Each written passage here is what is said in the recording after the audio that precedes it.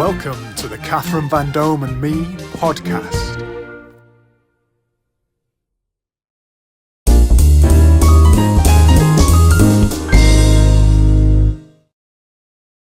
Hashtag hosts and the HQFM quiz and bingo software are proud to sponsor the Catherine Vandome and Me podcast. With HQFM quiz and bingo software, you can use this interactive quiz software at any venue.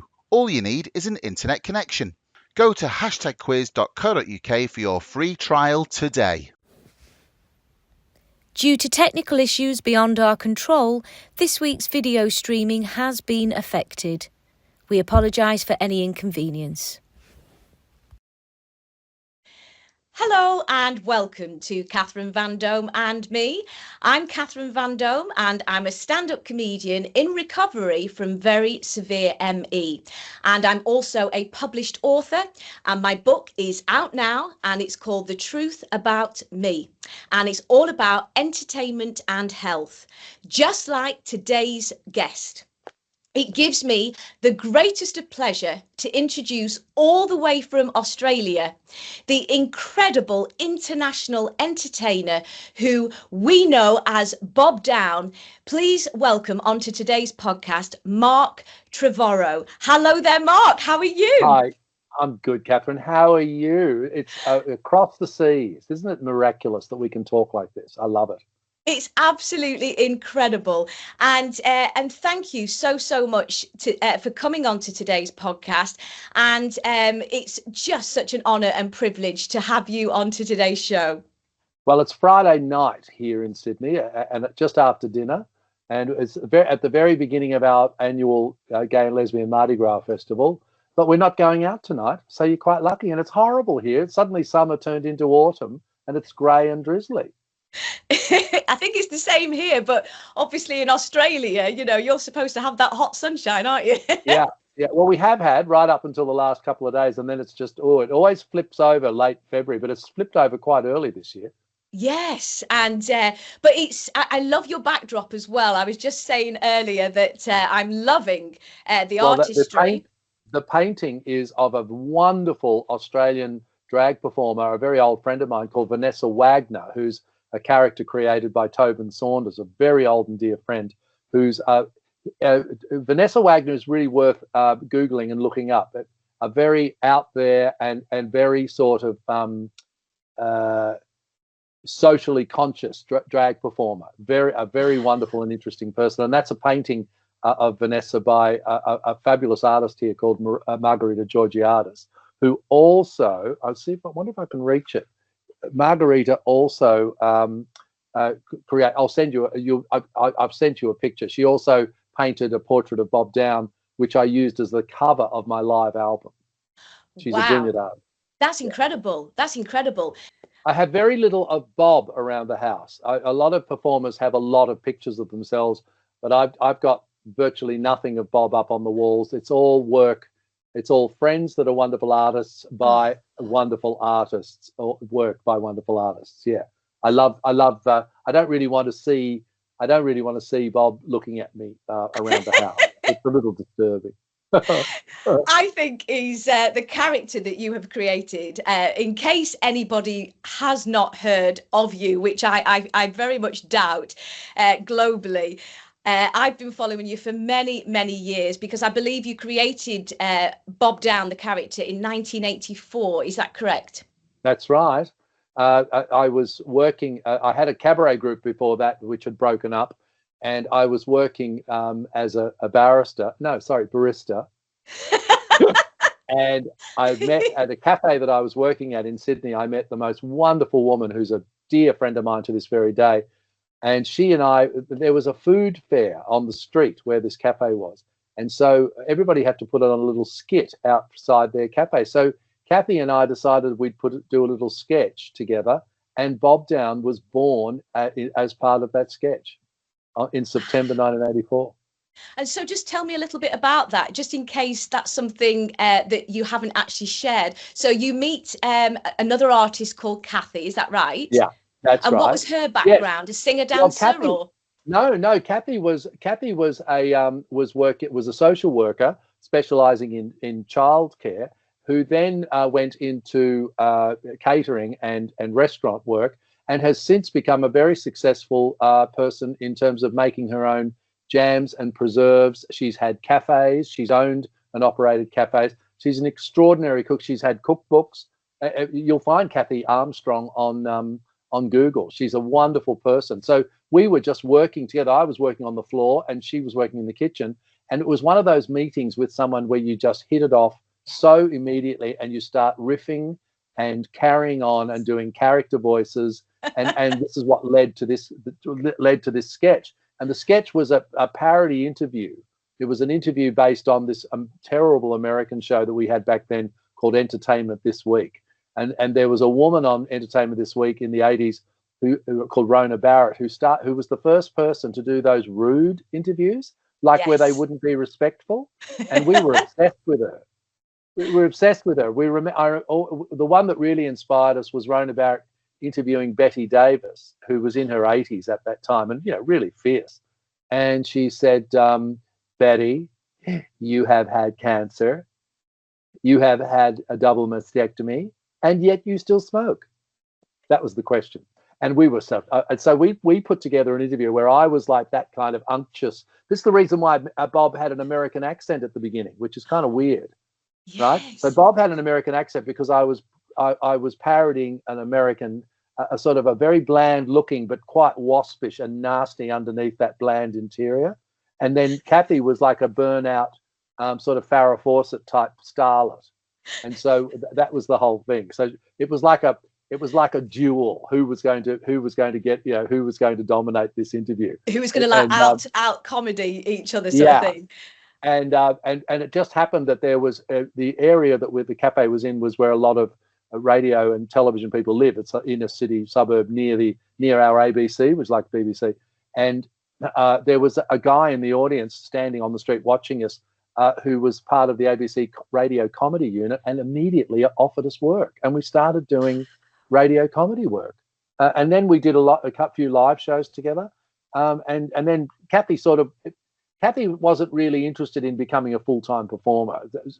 The work that she does now has been so rewarding for her as a caterer and a cook and an award-winning producer of jams and preserves. She's quite amazing. Wow. And I love the wig, Cathy, the wig. The reason why the wig, I should send you a picture of what my hair looked like in 1980. I've seen it. You had long locks. Long hair, and I had a full mullet. And so I wanted to look like a shop dummy TV performer. And so I got the group that I had before, the Globos, had a whole bunch of wigs. And so I got the blonde wig and out of that stash and put it on and chucked all my hair up underneath the wig so that I would look like a shop dummy. But it was such a funny look that I've kept that wig. It's such a funny thing for him to have a wig that it became such a key part of the character. And it's all because I wanted to hide my own long hair. And it is your USP, because that defines Bob Downe undoubtedly. It is I mean, I think, what was the quote I once heard when I saw you in concert? People think the hair's real and the teeth are false. Have I got that correct? You can deliver it better than me. And that actually was a conversation I had with a punter who'd seen the show, who really was convinced that the hair was real and the teeth were fake. And he was saying, I'm an orthodontist. I'm just fascinated. How did you get them out? I said, I didn't get them made. They're mine. No. I can see by the way you hold your mouth that you've got a plate. It's extraordinarily good, because I couldn't see the top of it. And I said, no, it's just the way I hold my mouth when I'm performing. And he would not be convinced. And his wife was watching this from a little distance away and came up behind us, and she looked at me and she said, is he wrong? Is he wrong? He's wrong, isn't he? She said. And that just shows how perfect your teeth are, doesn't it, Mark? Because you do have a perfect palate. I do. I have the right face and the right teeth to be to send up TV presenters, don't I? And also to send up cabaret singers.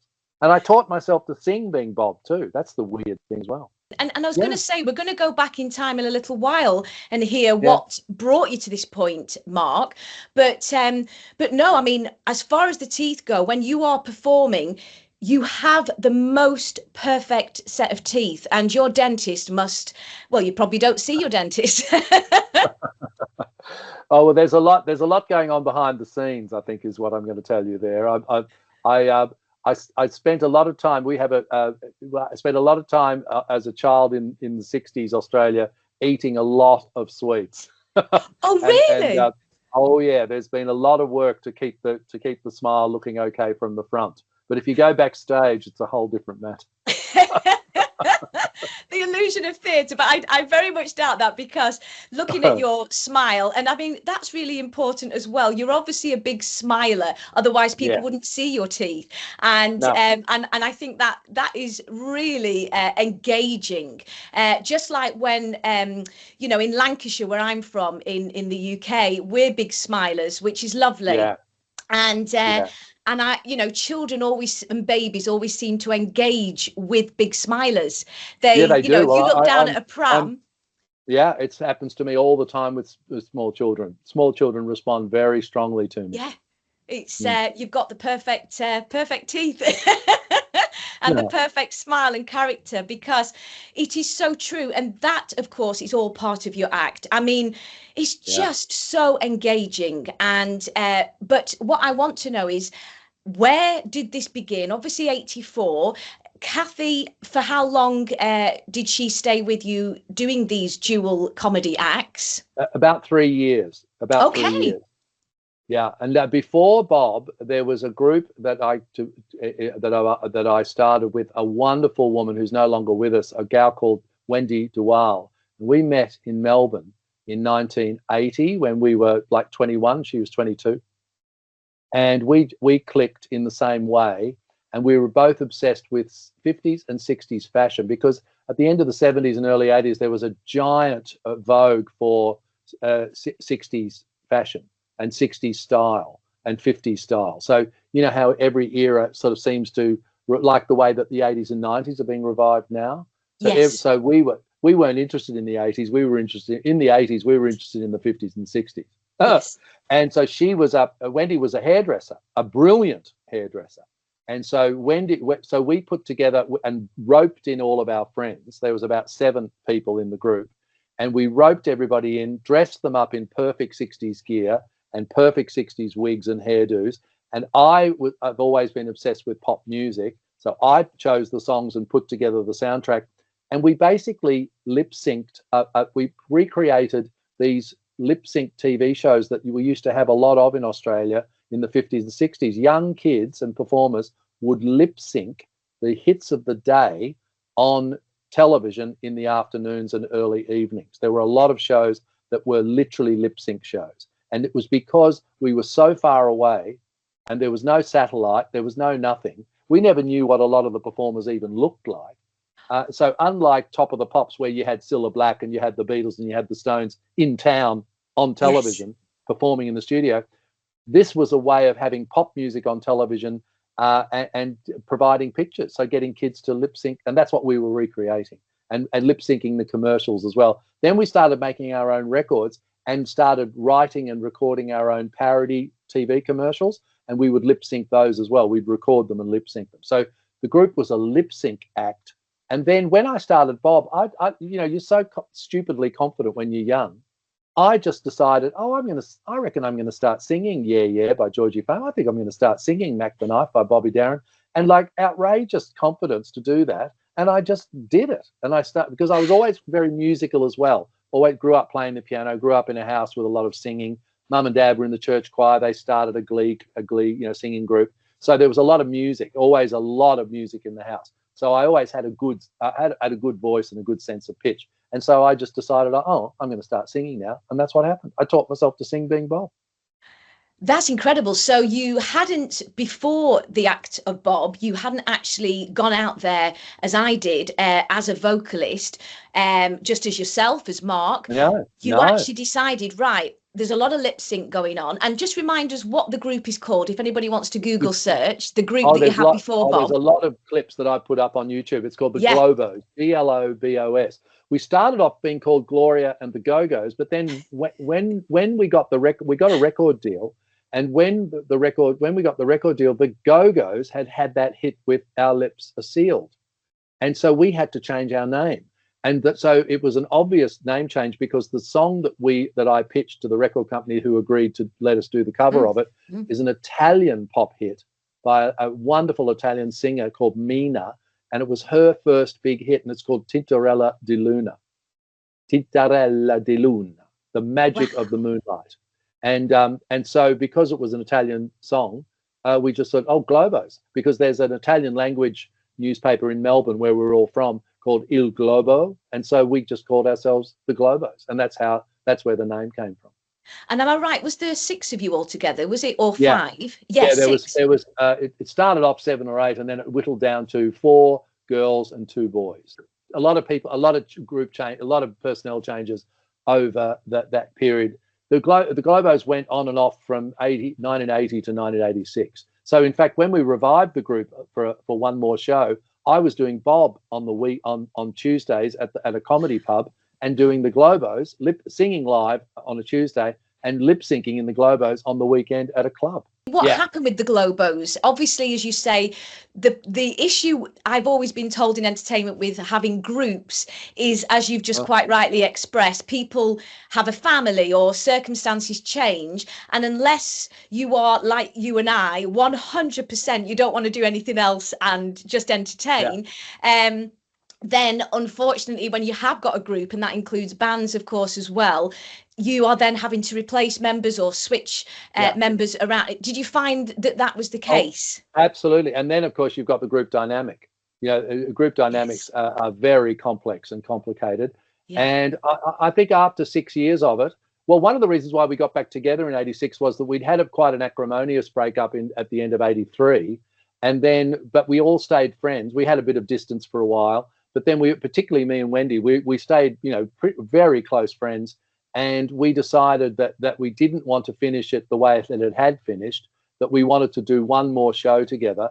And we got a number of different people. There was a core of me and Wendy and another girl called Jane Markey, and who later on has played Bob's mum, Ida. She's brilliant performer. Amazing. And so me and Jane and Wendy put the group back together with different friends, performing friends that we had met in Sydney, professional performing friends, and that group, that was the best show we ever did. The last Globo show was the best show we ever did, and so it ended up as a very joyful conclusion. Well, by then it was so obvious that Bob was going to take me, on a solo journey, that there was no question that I would try and keep the Globos going, because I was so interested in the stand-up comedy and singing live. Absolutely. But as you say, in this entertainment industry, with all the highs and the lows and the bits in between, it is a very roller coaster ride. You worked extremely hard, and I always say this on this channel, because the channel is all about entertainment and health, and for you, Mark, things that you have achieved, they don't come overnight. You have absolutely committed your whole embodiment to entertainment, and that's why it oozes out of every orifice when you're on stage. Your act is so highly engaging but so highly energetic. Your star jumps and your incredible movement and dance ability halfway through a song, which many artists would struggle with, and you're still achieving this high energetic level. What is your secret? Cathy, I just turned 66. I just can't believe it. I cannot believe it. Bob's 40, but I'm 66. And I was always very kinetic, even as a kid. See, Bob in a way is me as a little show-off kid, because when we were kids, we used to recreate. There were a lot of, they used to play on Australian TV before TV was national. All TV was local, and there were a lot of local variety shows. And all those variety show performers because TV didn't start in Australia until the late 50s. And so TV in Australia was, the first performers were all from the world of theatre, musical comedy, and vaudeville. And so they were all these fabulous vaudeville. I think it was the same. I think it was pretty well the same in Britain when ITV started. It was. I think ITV was very much about variety and comedy and sort of, And so we grew up watching these amazing natural, experienced, skilled clowns. And they not only did the evening variety shows and tonight shows, they also did the afternoon kids shows. So they had characters, and so the children's shows had these wonderful knockabout Aussie comedians, and we were quite inspired by them. And then on top of that, Aussie TV back then was really the staple of Aussie TV, unlike now, which is reality shows, because it takes up hours and hours and hours. Back then it was old movies. This is before cable took all the movies off free-to-air TV. But back then it was old 30s and 40s and 50s black and white movies, a lot of them comedy movies and a lot of them musicals. And we were obsessed. We were absolutely obsessed. And we'd recreate a number, you know, like from a Shirley Temple movie or an Abbott and Costello film, like whatever there was a number, we were up recreating the number, me and my kid sister and the kids next door. So we had our own little showbiz empire. And I think the reason why Bob is so silly and childish is because he's essentially me at about the age of 8 and 9. Wow. Well, that's good for the audience to hear, because people always want to know, where does this, this character come from? And a character has to come. A character must come from somewhere, from your experience. Yeah. Whether it was you or someone that was very inspiring to you, or someone that you thought was brilliantly funny, a collaboration with someone. It has to come. It can't come from nowhere. And I remember being at one of my early Edinburgh fringes that I was at in probably the late 80s. I met a wonderful thing about festivals is meeting all performers from all different styles of performing. And I met a guy who was a clown, and he had been to Le Coq in Paris. Wow. And I was fascinated because I said, well, what happens? What happens when you go to Le Coq? What do you have to do? How do you do? And he said, basically, you have to find your clown. And I was like, oh, I don't need to go to Le Coq. I've already done that. I don't have to pay those fees. I don't have to go and learn French. And so, isn't that fascinating? That's you don't need to do this. No, and you're dressed today in the same mime outfit. Exactly. I've got my French Le Coq. I must have bought this thinking I was going to go to Le Coq. But isn't that fascinating that that's what you have to do? Find your clown. Find your clown. Wow. Oh, your inner spirit, your inner child, basically. I think I hear you saying your 8-year-old child who, at that age, that's an age 8, 9, I think, for me. Where most of my memories are. So obviously it resonates perhaps with all of us. That seems to be a development age where we are perhaps more settled, would you say? Absolutely. And for me, can you imagine when I was 8 and 9, it was 1967 and 1968, and my groovy teenage cousins who lived around the corner had a stack of records this high. And I used, at the age of 8, I used to lie down on the carpet and listen to Sgt. Pepper's all the way through, reading the lyrics on the back of because it was the first album in history to publish the lyrics on the back of the album. And and Sgt. Pepper's was like a cartoon, an oral cartoon. It was like a comic book for the mind. Yes. And the Beatles are just everything to me, everything, because I'm lucky enough to remember when they arrived in Australia in 1964, because it was all live on TV. And I sat as a 5-year-old, it's one of my earliest memories, watching this broadcast of 100,000 kids outside the Melbourne Hotel, chanting and singing and waiting for them to come out on the balcony. So the Beatles, and I remember how excited we were when every new Beatles record was coming out, because it was going to be wasn't going to be like anything you'd heard before. And they did that 30 times in a row as a single, and 10 or 11 albums. And so pop music was radio, top 40 radio, pop radio was kind of like the internet of the time for kids. It was. Music was everything. It was. And we also had radio talk shows as well, as you mentioned, Abbott and Costello, and all of those different influences. And Cathy, comedy albums were such a big thing. Yeah. And radio, as you say, radio comedy. Mum and Dad had grown up loving the Goons. And then we were loving, we had the Monty Python albums. We were listening to those. Yeah. The Barry Humphries albums. We had all of those albums in the 60s. And because of Melbourne, you see, Melbourne. And so the house was full of music and comedy, full. And we had a player piano. We had a pianola piano. that a relative didn't want, and it was at our place for years, and a pile of rolls, of music rolls. And so we'd be there pumping away, singing the Atchison, Topeka, and the Santa Fe. So we had all this beautiful 20s and 30s and 40s music as well because of the pianola. And Mum was working at a thrift shop as volunteering at a charity thrift store, and brought home a little wind-up portable gramophone. And Dad had a whole bunch of 78s when one of the radio stations chucked them out into the lane when they switched over to 45s and 33s. And Dad loaded up the trailer and brought them home. So we had all these 78 records by people that we didn't even know who, Carmen McRae or Sammy Davis or Ethel Merman or Louis Armstrong or, we had no idea who these people were. We just knew that we loved that music.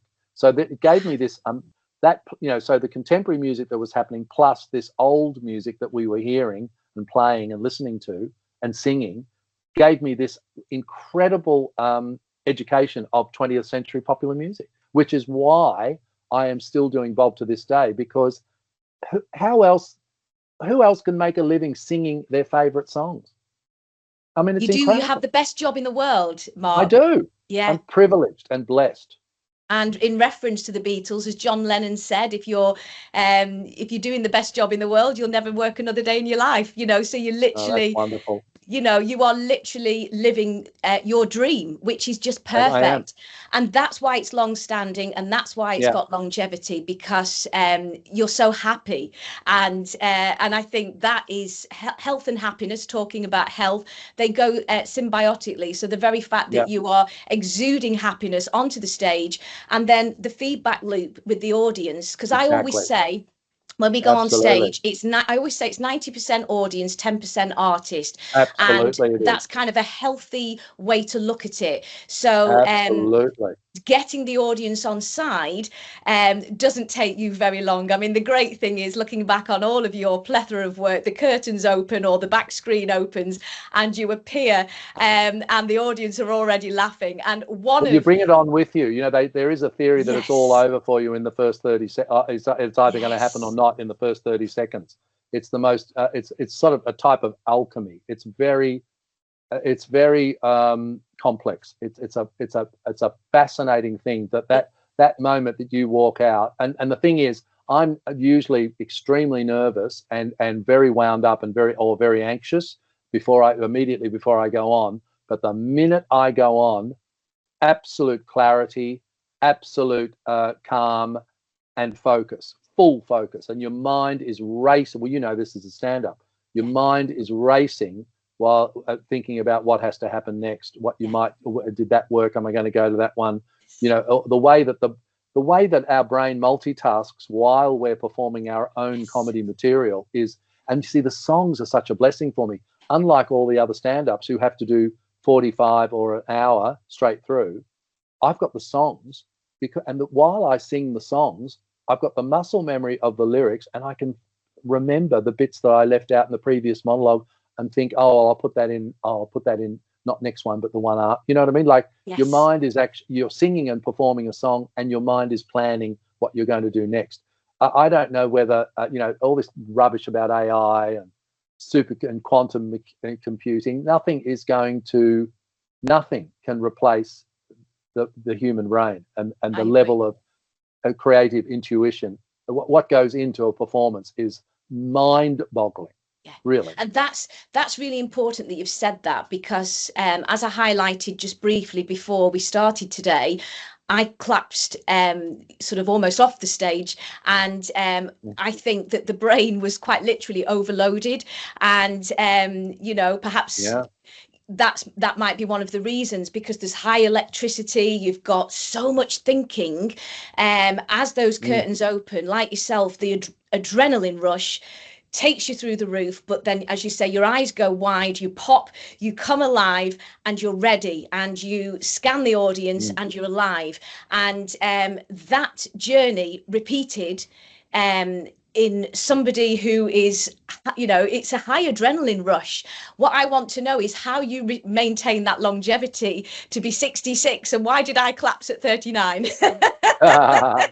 I think I'm blessed with very good genes. I come from classic Aussie pioneer stock. Like the babies that we're talking ancestors that came out in the 1830s and the 1850s.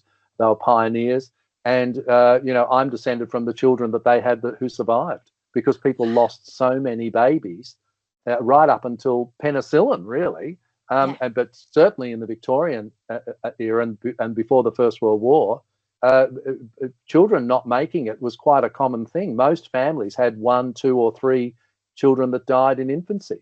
And so you're sort of, if you're from that kind of pioneer stock, you're sort of descended from the ones who were healthy enough to survive.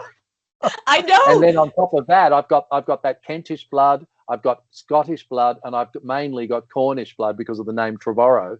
And my God, you can't kill the Scots, or you can't kill those Celts. I mean, my goodness me. And I think so. I'm very blessed. I am very blessed with good a strong constitution. Yes, well, I was just going to say, because I was sick all my life and I didn't know why. And my nana saved my life as a 1-year-old baby. I went blue. So that sort of, goes in line with what you've said. I was nearly a cot death. So I'm lucky to be here. Wow. Absolutely. And, I always said the show. Bless your gran. Bless your gran. Oh, my nana, Lily Higginson, amazing woman. But I think that the great thing about these types of stories, the way I write my book, Mark, is very much in a comedic slant, because I think, like yourself, a very positive outlook on life. And you can see if somebody's got a positive outlook just by watching their chat show interviews or the way that they speak to others, because we're both very lucky, and I think that's probably why I'm still alive as well, because if you are positive, I believe you've got, better than genetics, you've got this opportunity to do the job you love, Mark, and to make everybody around you feel happy. But you also, you are one of those artists, and we've had a few on, who is able to work any crowds. Is that correct? Yeah. So it's and well, that's an interesting point, Cathy, because for the last 8 or 9 years, I have been working regularly on P&O comedy cruises. So P&O Australia has a bunch of ships that sail around the South Pacific and all around Australia, and they have these short comedy cruises. They go out for 3 nights. They leave Sydney or Melbourne or Brisbane on a Friday afternoon, and they get back first thing Monday morning, so people can go to work. And there's 2,000 people on board, and there's 5 or 6 comedians, and we perform for them over the weekend. And and for me, these are people who might have seen me. It's the most unbelievable cross section of Australian society. You couldn't have. It's like being in the street. And all ages, all types, are just incredible, right? From all over each state. They're not just from Sydney if they sail. They're from all over New South Wales. They travel to get on a ship and go on these comedy cruises, and they want comedy. They don't know who's on the bill. They're not told. The cruise line doesn't announce, because they don't want to have to be let down if somebody was ill. Exactly. So a lot of these people find out who's on board as soon as they get on. Now, there's always a handful of people on board who then find out that I'm performing and are very excited about it, because they have followed me and they have seen me live. But 95% of 1,000 people in the main showroom have maybe seen me on TV once or twice over the years, but they've certainly never seen me live, and they've never really remembered what my name is. And so I have to go out. And this has been so good for me in the last 10 years of my career, because a lot of comedians that get well known play to their fans, and it becomes, and I'm sure you've noticed this, it becomes very sort of bee in a bottle, a bit sort of circular, self-referential. All they do is talk about themselves, and there's very few, I think, that can do it in a brilliantly entertaining way. One of whom is Alan Carr, who is he's brilliant. He can get 10 minutes out of going to the shops, and I just find that he is an absolute genius. And he did his first professional tour opening for me in the early 90s. Yeah, and he was as brilliant when he started as he is now. Yeah, he's one of those that was a natural born comic. And I saw him. I saw him on that Jewel show. There was a forgive me, I don't know his name. There was a gentleman with red hair, and they were together as a duo. And I can't remember. I don't Oh wow! remember. Was Alan in a duo? I didn't know Yeah, that. he was, from what I remember, he was on like a chat show host when he Right. transitioned from stand-up into the chat That's shows right. Yeah. with a guy with, and I've forgotten his name, with red hair, Yeah. I think, and a big bushy beard. But I remember seeing him then and thinking, you should have your own chat show. The other guy was also Yeah. excellent, and Yeah. I always praise everybody in entertainment, but I think it's incredible. Alan had what I call, like yourself, the X Factor. And Yeah. when he then set up his own channel, I'm sure like you, I was riveted, because he was also Brilliant. drinking and Yeah. falling into his little drinks cabinet, Yeah. which made it Yeah. even more Yeah. entertaining. And he wasn't holding back on the questions, and that's why it was. And he's also self-deprecating. For me personally, all the Yeah. acts and friends that I have, including myself, we are self-deprecating, and Absolutely. that, I think, is a sustainable career, because Very and much that's so. the best acts, in my opinion. You're Oh doing God, it as yeah. Bob. You're acting silly. You're sending And yourself and up. taking the mickey out of myself. Yes, but it Yeah. works beautifully, just like Alan Carr.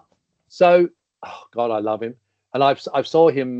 I've seen him recently. He's toured Australia a couple of times, and I saw him in London last year. And he has not changed. Fame and success has not changed him. He's No. as sweet and as wonderful as ever, and he has a fabulous family. I met all the family last year, and they're adorable. And he reminded me of the most amazing story when we were touring together. So he was super nervous because he was a big Bob fan.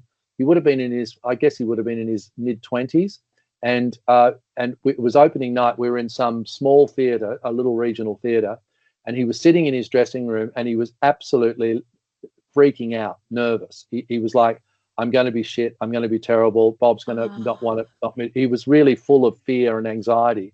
He told me this, and he was sitting in his dressing room, and I bowled in and leaned out and said, and saw this dreary sight with an overhead light. And apparently I said, "Oh, for heaven's sake!" And I leaned across him and I flicked on the mirror, the lights around the mirrors in the dressing room, and I said, "Let's have a little bit of showbiz, shall we?" and I just swept out. I didn't stay. I swept out, and he just sat there, and he said it absolutely transformed his mood.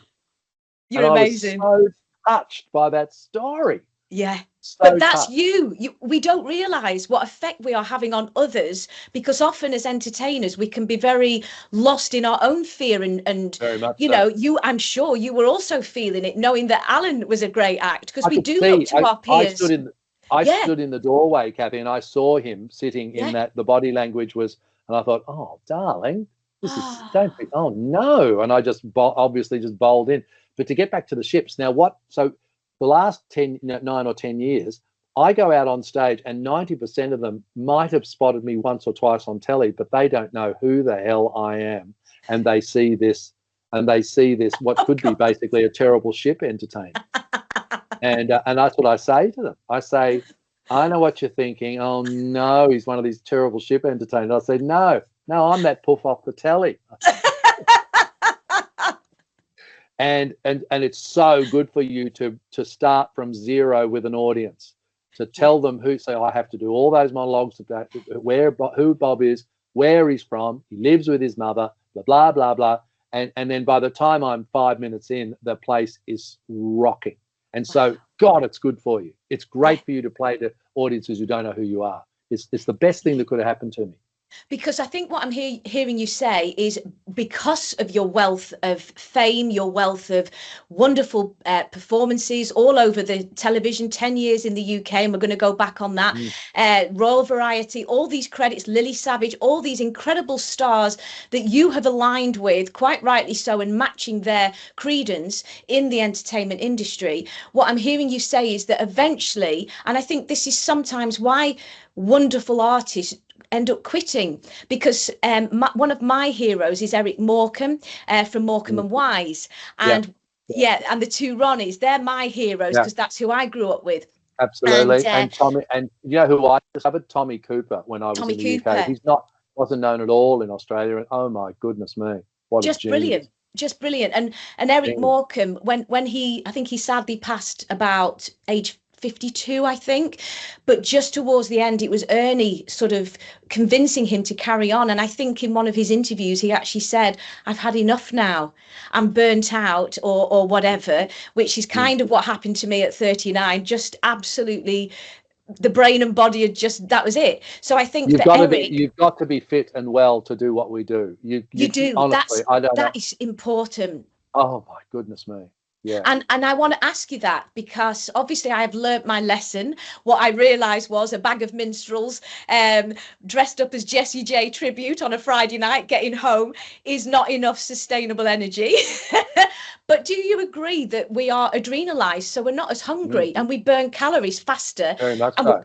Would you agree with that? I have to make myself eat. I try to eat a decent big lunch on a day of a show because I know that I won't be hungry until after the show, and then I'm ravenous after the show. The other thing I've learned is not even a sip of booze, wine, anything, and certainly nothing else on the day of a show, because we're working right out at the very edge of our abilities with our brains, and anything that deadens that very outer edge really has a bad effect on your performance. Yeah.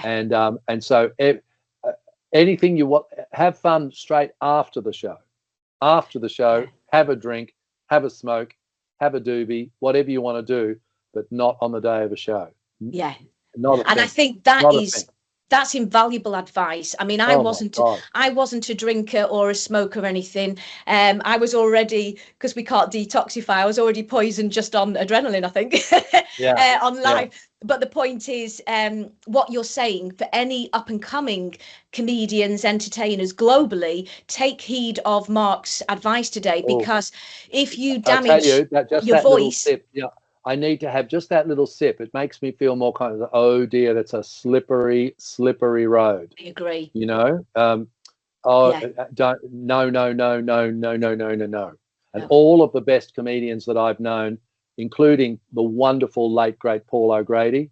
It's amazing how many of the really good comedians, all you say, oh, I'm not having anything. Oh, neither do I. Oh God, I couldn't. You know, it's all like that.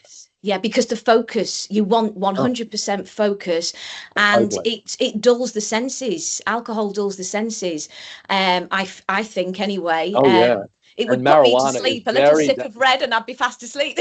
And marijuana is very dangerous because it can play with your memory.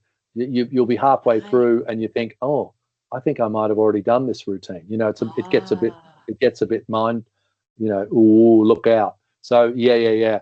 And I had to experience that early in my performing career.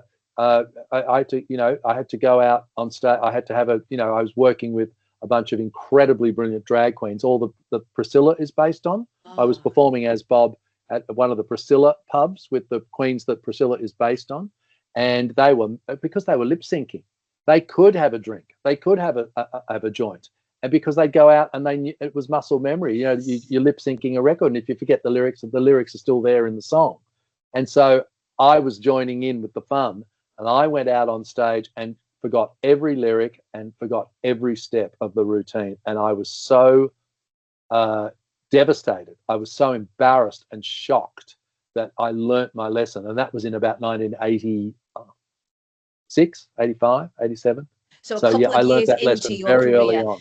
Yeah. So the great thing is, and thank you for that. I obviously fell in with the wrong crowd. Well, you were only 8 in your mind. And exactly. And they're all still my closest friends. In fact, one of them is staying with us right now here. Wow. Who's doing the costumes for my new show. She brought them down from the Northern Rivers where she lives. Oh, fantastic. Yeah. And what I love about you is you celebrate everybody else. And that's what this channel is all about. I'm so bored. I'm so bored talking about myself. As you know. But that is the essence of why you're such a kind-hearted, generous-spirited, long-standing comedian, singer, actor, dancer. You can do it all. And, that's why you're doing so well, because longevity in all of our careers is to do with not just good health, but being timeous, being professional, being able to work with other artists of a high caliber. And you are the high caliber artist. Well, Yeah. Cathy, you want people to want to work with you again. Yes. And the thing about, unlike the UK, which is, 60, 70 million people, or the States where there's 330 million people, Australia it has 25 million people, and a show business in Australia is a very, very small village. And if you misbehave, your name, everybody knows what everybody's up to. It's a tiny little world down here, a tiny little showbiz world. That's what it really struck me when I was in the UK, how bad behaviour didn't really affect people's careers, because there are just so many people. I don't know. It really fascinates me. Bad behaviour, people get away with it a lot more in bigger places like the UK and the US. And then Wow, I down didn't here, know though, that. oh yeah, it's a tiny, tiny world, the showbiz world here. So, and it's not even a matter of working hard to make sure. That's just the, Yeah. what you said. I just love, I love actors and performers and artists and painters and writers. I mean, they're my people. Yeah, I was just going to say, and there's a strong connection. We've had some wonderful artists on who always say they feel they can really trust fellow artists, and you have to have that trust on the stage, whether you are like Alan Carr, your warm-up act, who then goes on to do his own incredible stage shows and have his own brilliant career today, or like yourself, you started in a group, you're working as a team, and then you step out of that and then find your own feet. And I think what I hear you saying about the P&O cruises is that the greatness of not being known, I think I hear you saying, makes you adrenalize. Because for me, the addiction to adrenaline, which I highlight in my book, was my food, if you like, and oxygen. And I think what I hear you saying is, if somebody doesn't actually know who you are, you can't rest in your laurels. So the excitement doubles. Is that right? Absolutely. And also, as a obviously out gay man playing a very gay character, you're getting out in front of really, like, it's like people from Essex. That's the vibe. You know what I mean? Like it's fully straight. There's always a handful of gay and lesbian and trans people on board, but a tiny handful. And you see them walking around the ship, and they've got to be they're a little bit sort of self-conscious, because they're outside of their world. And of course, they're so relieved when I'm on board. I hang out with them. Find the gays. Just find the gays. Oh, and I agree. And find the gays. I totally agree with you. Most of my friends are gay, because that's the world of showbiz, and that was where I grew up myself. And I was explaining off camera that I frequented GAY. I say in my book. So did I. We were there on the same night. Yeah, well, I say in my book that Kylie Minogue had just been dancing on the podium, and I was the sweaty, dark-haired northern replacement until 4 o'clock in the morning after she'd left. So both the same stature, you see. So the point is, it's a celebration and a perfect safe space, I feel, in the gay community. I always felt incredibly safe as a woman, and just surrounded by what I call happy people, and where the word gay, if you like, derives from. We are happy, we are celebrating, and we are united. And I have to say, I always loved, and I would go every single week. So that's somewhere you also went as well, is it? Absolutely. And what a shame they knocked the Astoria down to build the Elizabeth Line station. What a great theatre that was. It was incredible. Huge. Incredible. Yeah, incredible it was. theatre. And it was I also did a lot great of television there, when I shot TV shows there in the early B Sky B days, when no one was watching it. I did a lot of big variety kind of chat show variety shows. Wow. I know, it's pretty interesting. I worked with amazing people too, Bobby Crush and Helen Shapiro and all these great people. And it was really good early television experience. Mark, are you saying that the actual venue was a stage, rather like we had acts on the stage and we were the audience? So when you're dancing there as a nightclub, I've never seen it as a stage, you see, except watching the acts, let's say at midnight. You're saying that was actually a theatre. Oh, okay. Yeah, it was an old variety. I think it was an old variety theatre. I think that's it had the balconies and it had the stalls and a very big stage and dressing rooms. I mean, they were really run down, but it was a brilliant place to shoot TV. Wow. Yeah. And I did you know. ever perform at GAY when it was a nightclub like Kylie and No, other and that, artists? isn't that funny? I Yeah. never did. I never did because I knew Jeremy, quite well to say hello to. He was a bit of a fan of Bob's, but it never seemed to occur to him to ask me to perform. I guess they wanted drag queens and Kylie. Good on them. You would have been I was incredible. enjoying. No, but I was enjoying the night off. I was going to say you were in the crowd. So, Yeah. but we actually met. You won't remember because you've met so many people. But we actually met in 1999 on the Mel and Sue tour, which was Back to Our Roots. Now, I was Mel and Sue's makeup artist on that particular tour that went Oh, I love all those over girls. the UK. And I adore them.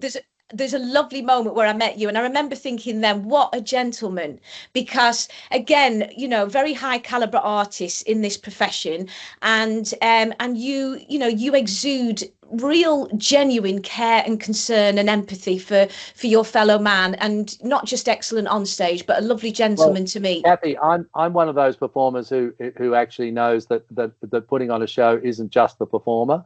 It's the makeup artist, it's the lighting guys, it's the text, it's the front of house, it's the box office staff, it's the ushers, and I make a point of being nice and trying to learn as many names as I can, because one of my pet hates is performers who never bother learning the names of the people that are making the show possible for them. It really gives me the irrits that people don't think of themselves as not equal to everybody else in that scenario.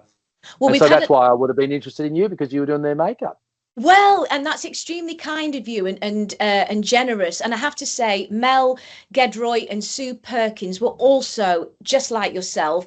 They were also extremely kind-hearted. And of course, they'd just done the television Mel and Sue's Late Lunch, or Light Lunch originally, and that was then the Late. And I did that with them. I did that show with them. Did you? Oh yeah, I did. So is that where you met them? We had the same age. We had the same agent. So I knew them pretty well as soon as I signed up with Vivian Claw. So yeah. I adore those girls. Absolutely adore them. And in fact, Mel told me a story which I asked if I could have for Bob, and it was about her father who'd been a refugee and was and couldn't help being very tight with money, even though they were fine, they were comfortably off. And he told her, Mel's dad told her, I think he was Czech maybe, or Slovakian, or like from Middle Europe. And he told her that when the music was playing on the Mr. Whippy van, it meant they were out of ice cream. Yes. And I asked her if I could have that story for Bob, because it's such a perfect story for Bob to tell. It's brilliant, that story. Yeah, that's exactly it, because they don't have the money. Isn't that a scream? And that's the beauty of it as well, because getting to know them both backstage and on the actual tour itself, like yourself, very generous. And because I played the drums a little bit, not brilliantly, but they allowed me to get on the drum kit at the time with the band. Mel also plays the drums, and we'd have little warm-ups together on the tour. And it's a day-to-day, when you're in the van and traveling around doing these types of things, you do get very close, don't you? And how does that feel for you when you're doing that type of work? I'm about to tour with 3 and 4 of my favorite people. I'm cranking up this 40th anniversary show tour, and I hope to bring it. I do hope to bring it to the UK. I'd love to bring it to the UK in the autumn if I can, if there's still dates available. And I've got and the reason why I'm doing it is because I've got my dream team. I've got my hub, Steph, doing the merch. He's on the other side of this wall now, ordering merch for the new show. And I've got my trans nephew. I guess you got my nibbling. I think nibbling is the non-binary word for nephew and niece, which I love. I've got my nibbling Trev, who's 40, who born in 1984, funnily enough. Trev has extensive experience in the theatre doing sound effects and video cues for shows like Harry Potter, Matilda. Trev is like an extremely skilled AV operator. So Trev's firing all, because there's a bit of video in the show. So Trev's on the road with my beautiful nibbling, my brother's kid, and who I've loved since they were born. Then I've got my friend Rupert Knopfs and playing Bob's Nepo nephew, And Rupert and I have been singing a lot in recent times in straight cabaret, doing Sondheim and kind of theatre music. And our music director, Bev Kennedy, is also on the road with us playing live keys on top of these incredible backing tracks of all these 80s bangers. So I've got this dream team, and my whole motivation for feeling enthusiastic about this tour is to have people that I love who can do the job around me. And you feel safe, you feel protected, and you feel like you are a team, working as a team, as you say. Yeah. And laughing our heads off, heads off. I can imagine. And just share with us your partner's name and a little bit about his backdrop. Okay, my partner his name is Stephen Elliott, which is very ironic because he has the same name as the Stephen Elliott who directed and created the film Priscilla, which is about all of my drag queen friends from Sydney in the 80s. And so everywhere we've gone, people think that I married Stephen Elliott, who wrote and directed Priscilla, Queen of the Desert, but he's not. He is an architect, and he's wonderful. He's from Adelaide. We danced around each other for 10 years before we got together 13 years ago, and we got married in San Francisco in 2017, and then we had a marriage celebration on one of my comedy cruises, where all the families and friends booked cabins and came. There were about 80, 90 people, and that was just incredible. Wow. Yeah, and getting married in San Fran at City Hall was extraordinary. A dream, an absolute dream. I mean, if you could have told me when I was a kid, when I was a young, quite terrified, coming out as gay in the mid-70s, if you could have told me that I would be married to a beautiful man, it would have blown my mind. It was just outside anybody's imagination. Yeah, because particularly, as you say, in your generation, it was quite a taboo subject. So how did that make you feel inside growing up? Terrible, really scared. Once I realised that I was gay, I just wanted not to be gay so badly. I think, and you think you're the only one. That's a real common thing. Young gay and lesbian people and trans people really feel that they are literally the only one who has these feelings. And it's so isolating. And there's nobody you can talk to about it. People either are uncomfortable, or they don't want to know, or they disapprove. And weirdly, this was all self-inflicted, and it was all to do with the hormones of going into teen years. Because I realise now, looking back, that everybody knew I was gay before I did, because I've been doing this bouncy little boy that's an 8-year-old Bob Downe. So it was all in my head. The whole thing was in my head, because these journeys are such an interior journey. You're so and terrified. Do you think for people today, because obviously I think it's exactly the same. If you're growing up in a small village or a suburb or a small town, you are in exactly the same situation that I was in the 70s. I was going to say, we think that the stigma has gone today because there's a much grander celebration of differences, and lots and lots of celebration of all diversity culture today. Yes, but look at in the media. But what you're saying is the feeling inside is still the same. Is that right? Yeah, absolutely. But look at the backlash that's happening now. I'd hate to be young, particularly young and trans now. The way that these people are using the trans thing, a tiny proportion of the population, and it just outrages me, because I've had trans friends all my life. You can't not have trans friends if you're not out and about in a gay world, and and they are the most special and amazing people that have been on the most incredibly brave journey of self-discovery and making incredible decisions, and to have them being used in this vile, hateful way, it just makes my blood boil. My theory about it is that these crazy right-wingers lost the fight on marriage equality, so they needed a new victim. That's what I think it is. I was just going to say, I think there's been a big divide of lots and lots of minorities, including for myself with ME. We were considered a psychological condition and berated Mark, for 100 years, dismissed. It's all in your mind. I've had friends in your situation that have had exactly this struggle. and it's abuse, because there has been Yeah. literal abuse of children and adults locked in psychiatric units because told it's all psychosomatic. And that would have been my story, because I was bedbound. Wow. And luckily, so luckily, I found Dr. Raymond Perrin, and he's a neuroscientist and an osteopath, and he's helped to save my life. He's got peer-reviewed clinical trial studies. That's what the book's about. And so please share my story with your friends, because my personal mission is to save lives through doing this channel, so that nobody ends up as, you know, and I genuinely care about other people, as you do. And so I just thought, how can I set something up with this channel to pay it forward and reach out, not just to entertainers, but as you say, everybody knows a trans friend, or a person of ethnicity, or a person with a disability. And we are all considered subgroups. Well, I say, how about we're all equal? Yeah. And that's the end. Hello. I couldn't agree more. I couldn't agree more. And I absolutely. And Mardi Gras is still such a, you know, a lot of people in Sydney say, oh, a lot of gay people say, oh, Mardi Gras, you know. But the same fight, the same struggle happens to every new generation of young. And in a way, it's almost worse because of social media, the way young gay and trans and lesbian people are bullied online at school.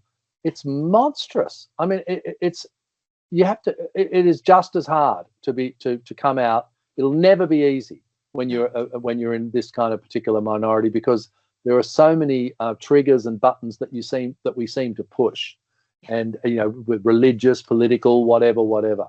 And I don't think it's ever going to change. And in fact, right-wing politicians are using it as a rather brilliant cudgel, and it's just disgraceful. Yeah. And I think what we have to do is continue to be strong. I'm sure you agree. Stand up for what we believe in, which is that we are one, all of us. And as you quite rightly said, even about the AI advancements, none of us want to become robots. Thank you very much. No, and you know, we are human. That's it. That's what unites us all. And that's how we all want to be treated as equals. And I think we are in an age now. I have a stronger belief that we are going to break through from this sadness, and we're going to have a brighter light ahead. And I'm sure you also follow that premise as well. Well, there's no alternative. We have to believe that to begin, and I actually do believe that. And I think that one of the things that makes that is so wonderful about the friendships between Australia and Britain and also New Zealand is that we're three countries, three of the English-speaking countries and Canada, that have gone the furthest in equality and diversity. Yeah, those absolutely. dread words that apparently are like a great, you know, cudgel to beat people with in this hideous new Trump administration. So, so I love that. When I got to the UK, I could feel the same feeling of, even more in London, I could feel the same feeling of total freedom that we have in Sydney, and we also have in Melbourne now and all the other capital cities, and the same feelings of freedom that you get when you go to San Francisco or LA or New York or Atlanta, you know, so, or Toronto or Montreal, you know, or Paris or Berlin, you know, it's wonderful to live.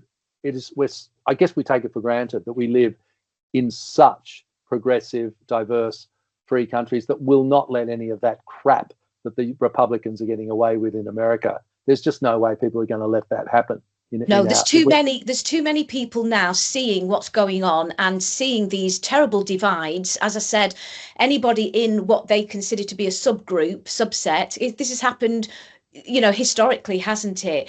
And everybody fighting and standing up in said subgroup for their rights and to be considered equal. Which is why Mardi Gras is as important today as it always has been. Absolutely. And that is important because you have played Bob Downe at Mardi Gras, haven't you? So how many times have you done that one? Well, I've hosted about 9 of the TV broadcasts. Wow. That was the TV broadcast started in the mid-90s on television, and and they were shown nationally, and it made that plus the Priscilla film in 94 and 95 made a huge difference to everybody in the country. it made everybody familiar and comfortable with the whole idea of a gay subculture. And in fact, and that's why I get out on, and I benefit from it every time I go out in front of those mainly straight audiences on the ships, straight suburban, small town, regional people who are, oh my, he's one of those, and I'm so interested. They're so interested and fascinated, and of course I have my own way of talking about it. I talk about it really early in the set too. In the first monologue, I talk about Mardi Gras and being gay, because I think, get it out of the way. Let's just get it out of the way. I've been very, very lucky. Once I came out to my family, I had total. Everybody knew. That's what basically they said. Oh, for God's sake, we knew. We've just been waiting for you to tell us. And I wish that they had maybe asked me sooner, rather than leaving me alone. My parents were very much in the school of let them find their own way. Like, they never hassled us about schoolwork, for example, or they never hassled us if we were always late for work, which I really was when I first started work. They really strongly believed in finding your own way. And is this your parents, Mark? Because I want to take you back there. Can I just ask, did your parents feel that they knew, both of them, and they were supportive of your sexuality? Is that right? Yeah. Once it came, once I was 17 or 18 and came out to the family, I remember my dad saying to me one day, really concerned, quietly said to me, do we have to tell Mama, his 90-year-old mother? And I just laughed and said, no, we don't have to tell Mama. No, we don't, Dad. She was born in 1893. Let's leave her alone. She's had to deal with the telephone, films, and flight. Let's just leave it at that. And I love the way you use comedy in which is the best way in the most tragic of circumstances. Well, and I came from a family that did use comedy, Cathy. That was the thing. Oh. Comedy and I have a theory that comedians are born by coming from funny families. And in my case, and I think in a lot of comedians' cases, my mum and dad would have been attracted to each other because of their mutual sense of humour. Both sides of the family are very funny people, funny people.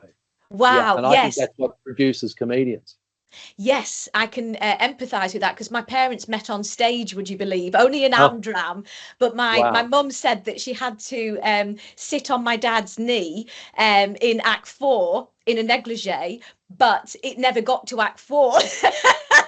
So they both left disappointed every week. Oh, that's wonderful.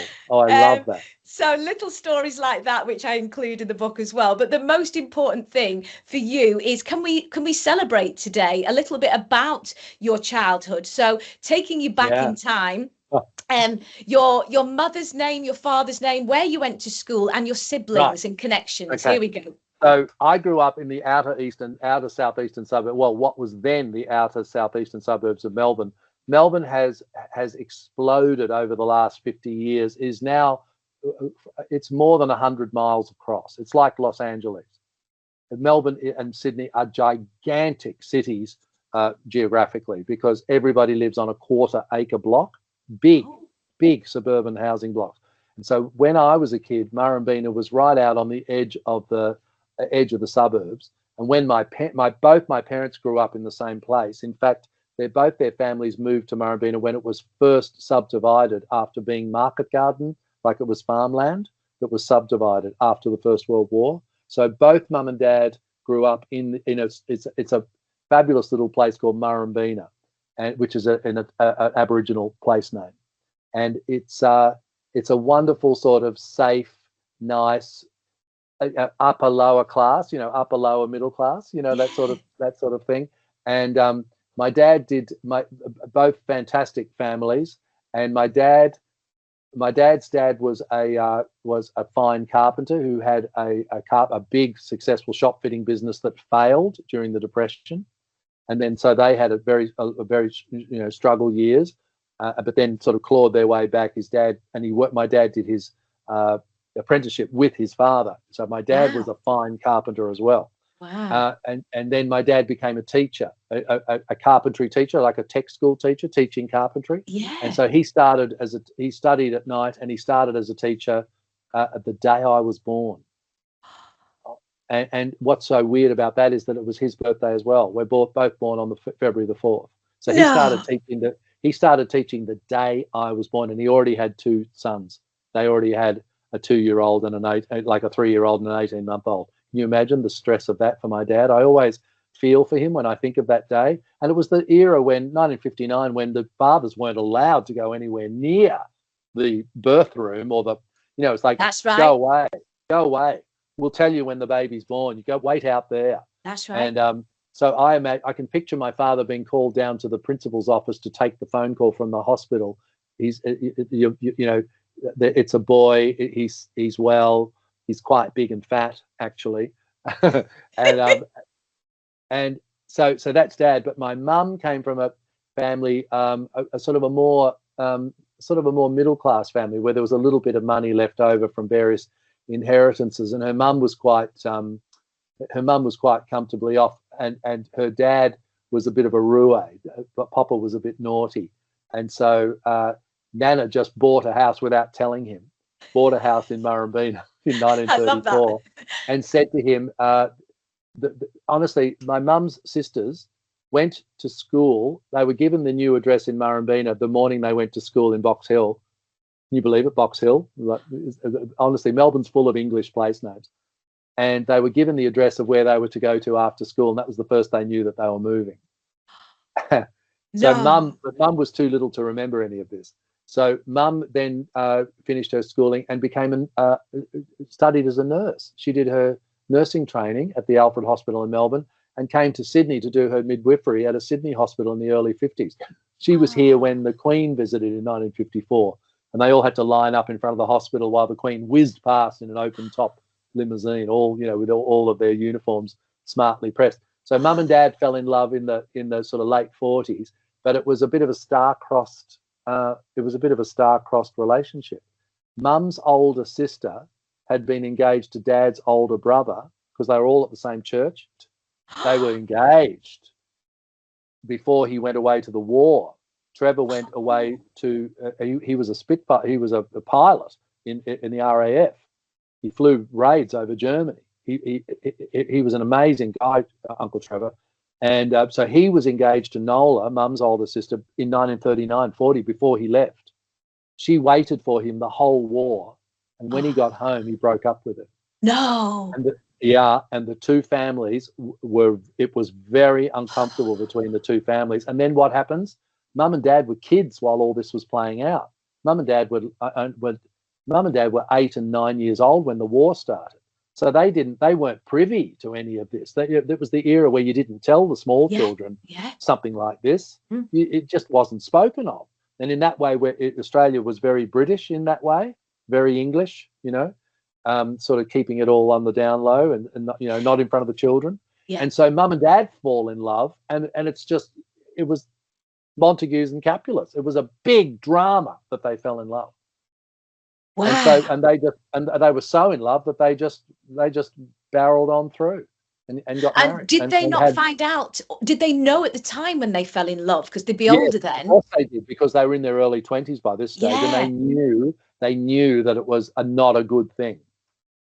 They knew that it wasn't a great thing. There was a lot of drama about it. My name's my dad's Alan Trevorrow, and my mum's was Dorothy Aspinall. That was her. That sounds like a star's name in itself. Dorothy Aspinall. Our mum was just beautiful. They both were. They were gorgeous looking. And so Dad built the house, bought a block in Murrumbeena, down at the other end of Murrumbeena, and they built their houses together. Mum and Dad built their house, 3 houses together. Wow. And had my 2 older brothers, Andrew and John, and then I was born in 59, and then they had Claire. They finally got the girl that they wanted in 61. So there's 4 of us. And then so we grew up in this cream brick veneer. It looked like Neighbours. You know what I mean? The street looked like Neighbours. That's what Australia looks like. Neighbours is what Australia looks like. Now we over here, we absolutely aspire to the Neighbours set. So I mean, I grew up watching Neighbours and Home and Away. Did you ever get a cameo in there, or forgive me if you've had a lead role with Harold Bishop? No. We don't really even watch it. Kids watch Neighbours and Home and Away in Australia. I always used to tell that joke as Bobby. I say, people, you get to the UK and people say, what's going to happen in Neighbours? And I always say, well, we don't watch it. We just make it for you idiots.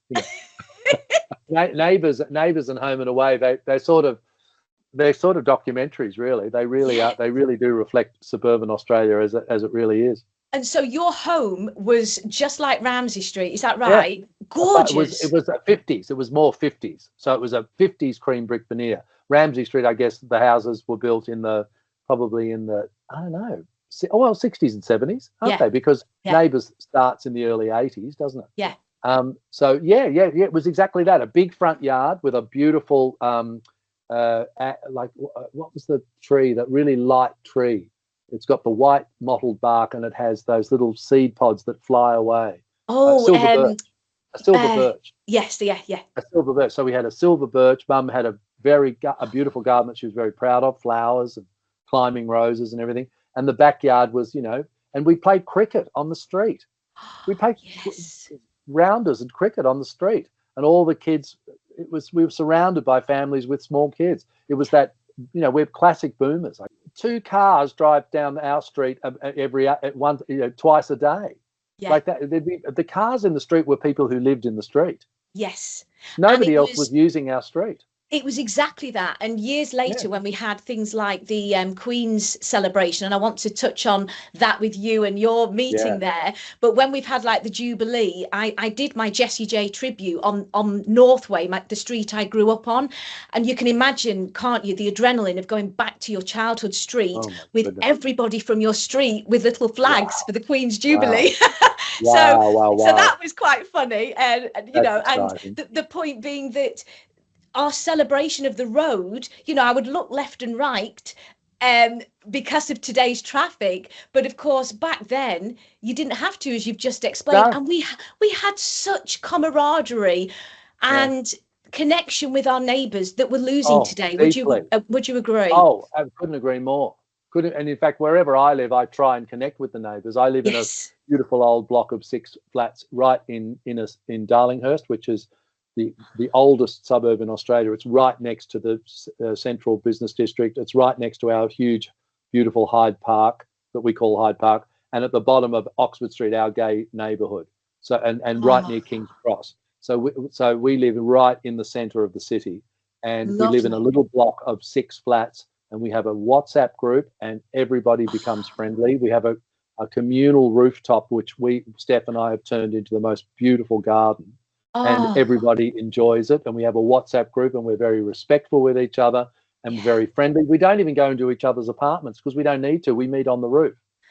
So wherever I've gone, I work very hard on creating neighbourliness. I think it's and it's what I learnt from my parents, watching and observing my parents. And of course, we were so close to the neighbourhood kids. There was the little 4 of us. Like I said, there was my sister, my little sister Claire, and the boy next door, Ian, and Claire's best friend, Carla, who lived around the corner. And the 4 of us had this little showbiz empire. We used to make our own little magazines, and we used to make tape recording, make our own little soap operas and variety shows on a tape recorder, playing and singing the piano. And, like we had we just had this wonderful show business world that was there, all in our heads. It was just us. And that's escapism, and that's creativity, and we all had that as well. And I think if you've got that in your childhood, that's something that's so profound that's missing today with the advancements of technology. Absolutely. And you'd be swinging on the Hills hoist, those circular.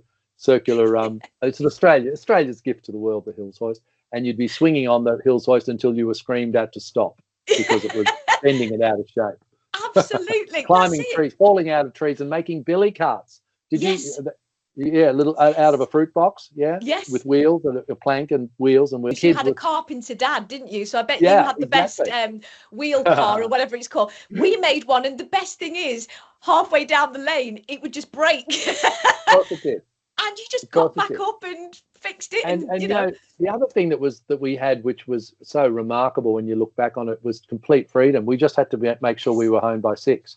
Yeah. So, in fact, it was like, get out of here, get out of the house, you're driving me mad. And so we had such freedom, and we lived near big parks. We lived, by the time I went to high school, we lived across the park from our Murrumbina High School, which was a wonderful high school. And so I went to my parents went to the same primary school.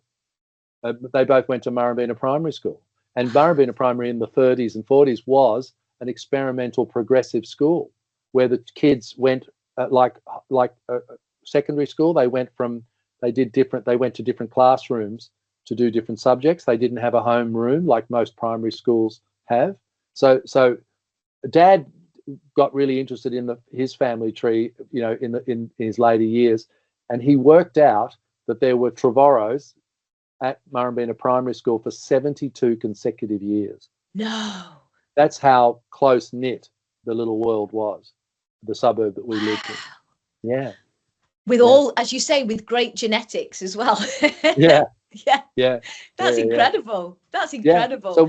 So when I was nobody thought I was going to perform, because all this carry on of singing and dancing and playing and putting on little shows, that was just considered kid stuff, like it wasn't considered anything that anybody would do professionally. That wasn't part of our family's world.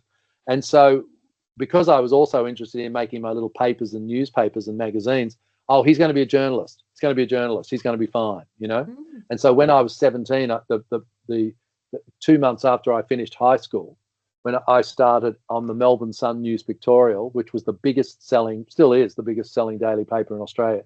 I started there as a copy boy when I was 17, and I did my cadetship, what we called a cadetship. I trained as a journalist, and I was there for 5 years. Wow. Yeah. And then what happened after that? The Globos happened. We put on a show at a party, me and Wendy. We put on a show at a party and lit the flame. Oh my goodness, I can't tell you.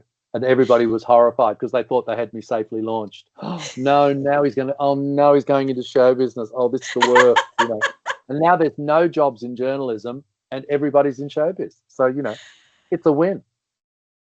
That's absolutely incredible. And so your friend Cathy obviously then continued in the industry of hospitality and has now got her own jam she's making. So a big shout out and a big hello to Cathy. And Cathy Armstrong. Oh, amazing. And then amazing. you then from and Wendy, by the way, my partner in the Globos, who I created the Globos with, Wendy after the Globos broke up, Wendy went back into the world of hair and makeup, but became a professional and sought after hair and makeup artist on film and TV. She's worked with everyone. She worked with everyone because a lot of American films over the years have been made. Wendy de Waal is Dutch, Dewwaal, Wendy de Waal. Fantastic. And Wendy, sadly, we lost Wendy about nearly 3 years ago, and it's just devastating because we stayed so close all these years, so close. Oh, I'm so sorry. And that's Wendy de Waal. And also, I do want to touch on this. We've also lost Barry Humphries and obviously Paul O'Grady. Can you tell us a little bit about your celebration of time with them, because we want to celebrate today. Obviously it's a huge travesty, and I'm sure has hit you more than most. Look, I was a giant fan of Humphries. I grew up in a household that loved Barry Humphries, particularly because of the Melbourne thing, but I didn't know him well at all. I met him a few times and he was always very charming, and I became good friends with his daughter Tessa, because Tessa was at a young people's theatre company. When we were all there, when we started this party at the Globos, we met people who were at a youth theatre that we joined. Me and Wendy joined this. It was a young people's theatre company for people aged 17 to 25 called St Martin's Youth Arts Centre in Melbourne. And as it turned out, we lived around the corner from the theatre. We lived literally on the same street. So we just went to this theatre and we met all of these wonderful people who then became the professional lineup of the Globos. Wow. And so Tessa was part of all that world. So I've been friends with Tessa for more than 40 years, but didn't meet Humphries a lot, just wasn't moving in those kind of circles. However, Paul O'Grady, we met at the first year he did the Edinburgh Festivals, I guess must have been 91, because I was already well established. I'd been doing it since 1988. So that was my fourth year, 88, 89, 91. And he was up there doing Lily for the first time up there. And he had in his opening act in the show that he was doing was Katrina and the Boy, these wonderful cabaret performers, Ian and Katrina. and they were already fans of Bob's, and they literally dragged Paul along to see me. He wasn't enjoying doing the festival. It was really, it's so ironic because it was his big break, but he wasn't enjoying it because he just hated how onerous the whole thing was, that doing that many shows and having to share dressing rooms. He was used to being a star on the club and cabaret circuit. You know, he just couldn't believe how badly you get treated when you're doing Fringe. And so Katrina and the boy said, "You've got to come and see him." And he went, "No, I don't want to see anybody. No, piss off. I don't want to see anybody." And they said, "You've got to come and see him." They promised him that he would like me, and they brought him to my show. And it obviously was because by that stage I was playing the Pleasance, the main room at the Pleasance, so about 400 seater, something, 400 seater, and we met, and within a few days we were rehearsing a duet for the big Lighthouse benefit at the Playhouse. And so we performed together within days of meeting each other. So close. Can you share with us perhaps the first words that crossed? Can you remember? I think it was something really simple like, "How are you? How are you? I loved it. I think you're great." Yeah. Like, Sab wasn't the sort of person to give compliments. Sab, you just knew that he liked it because he wanted to. We talked about, we just both love show business, so we talk about anything apart from our own acts. Do you know what I mean? Like, we talk very little about our own acts because you know what the life is like, and it's the last thing you want to discuss. Yes. And yet you sound each other out on ideas and things like that. I learned so much from when I started touring with him and performing with him, which was very quickly. Very quickly, we booked. That was in late '91, or August of '91. By early '92, we were touring Australia together in a double act. Yeah, we toured Australia. So we did it all was the comedy like a bolt of lightning, perhaps, meeting each Incredible. other. Two incredible independent artists from different parts of the world coming together, and music and magic were made. Because I watched you in the Dancing on Ice sketch, which was phenomenal. So just share that one with us. Choreographed by Betty Legs Diamond. No. Yeah. Who's also been on our channel. Oh my goodness, Simon Green. Yeah. Wow. What a fabulous, clever queen. My Isn't goodness he me. incredible? I finally got to see him again last year at Sab's memorial. I came over to London to perform and take part in a memorial evening that was held for Paul O'Grady. And Simon was there doing a big number with his cast.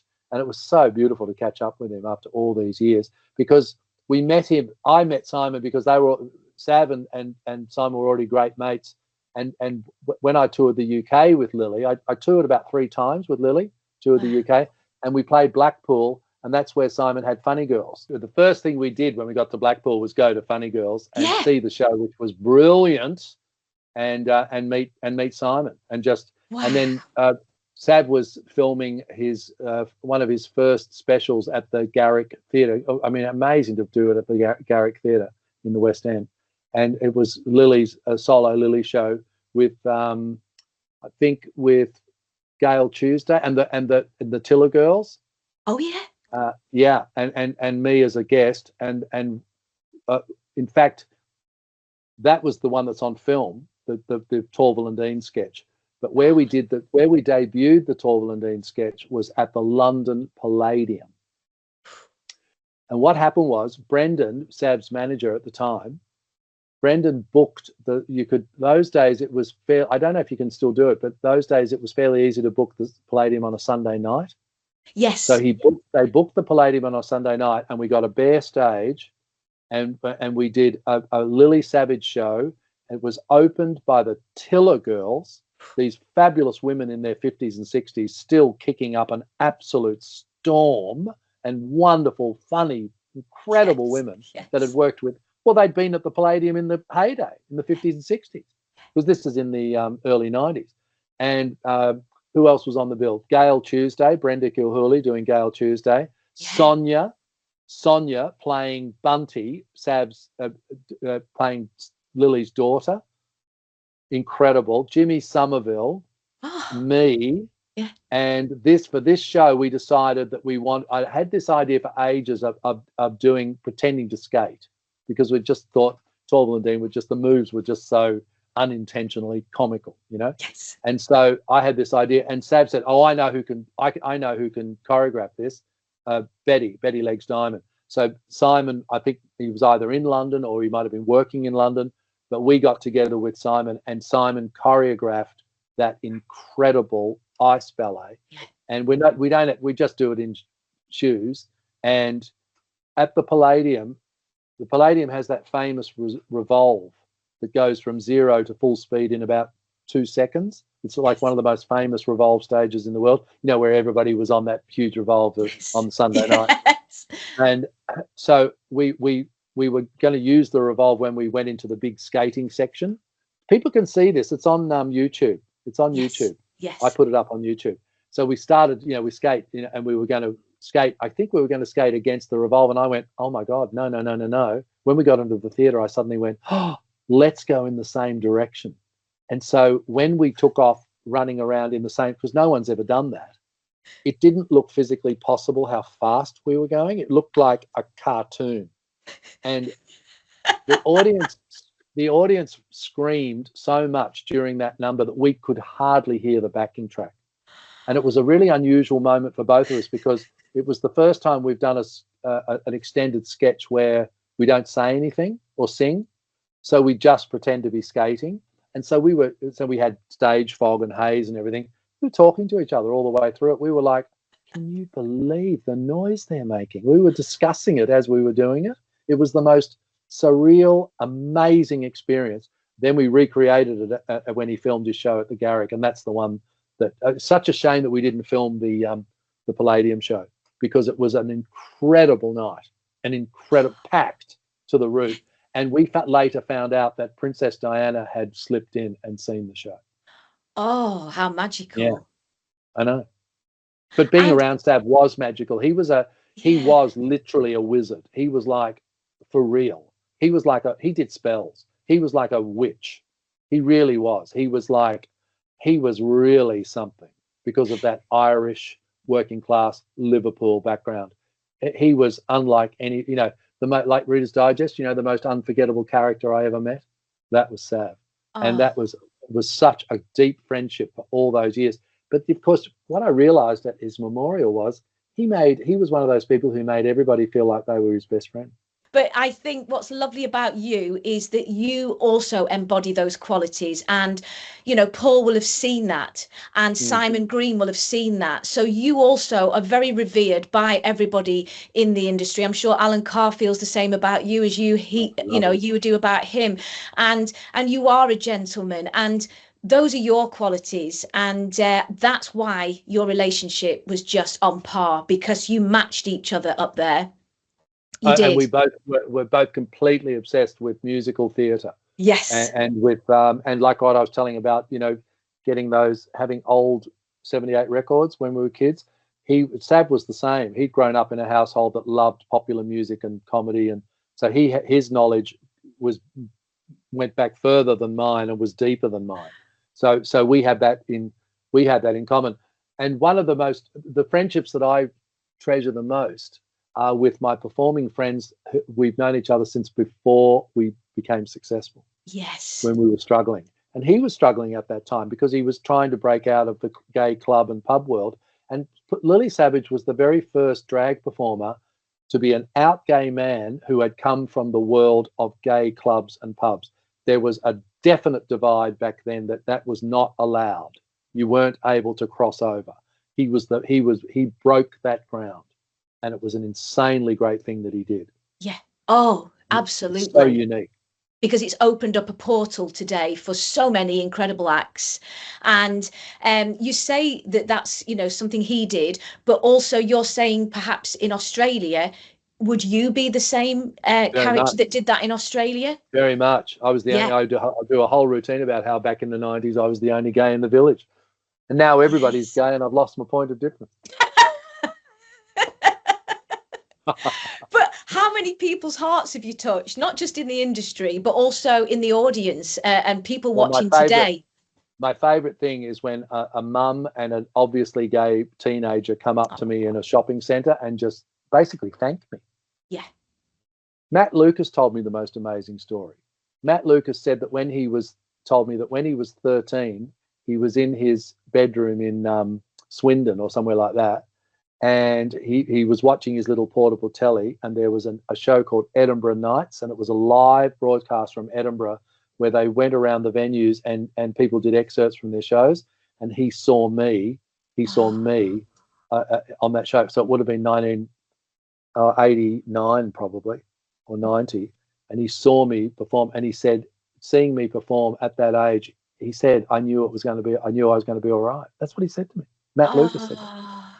Your act isn't just incredible to watch, it's also touching hearts, touching lives, and showing everybody that we can just be exactly who we are, whatever that backdrop, whatever traumas we've gone through, whatever life experiences we've had. You were blessed with a mother and father that were very supportive of you. Not everybody even today has that No, they certainly do support not. network, so you were very lucky or blessed that you had that with your gorgeous parents who you speak of so fondly and so highly, and we all want to know, have you got your father's carpenter skills? No, I'm very skilled in terms of calligraphy because I used to draw and make my own little newspapers. I'm very skilled in that way. I'm very skilled with editing, video and audio on computers. I was very skilled at making show tapes, making the compilations for the Globos, the compilation tapes, and overseeing a recording session where you put it onto quarter-inch tape, and very good with video cameras and editing video. I'm very good in that way, but not in a carpentry way. I remember my paint stirrer and my tea tray in Form 1 carpentry, in Form 1 woodwork, were a disaster. None of us inherited Dad's skills. Dad built everything that we grew up with. He built all the cabinetry, the tables. He built everything. That's what we grew up with.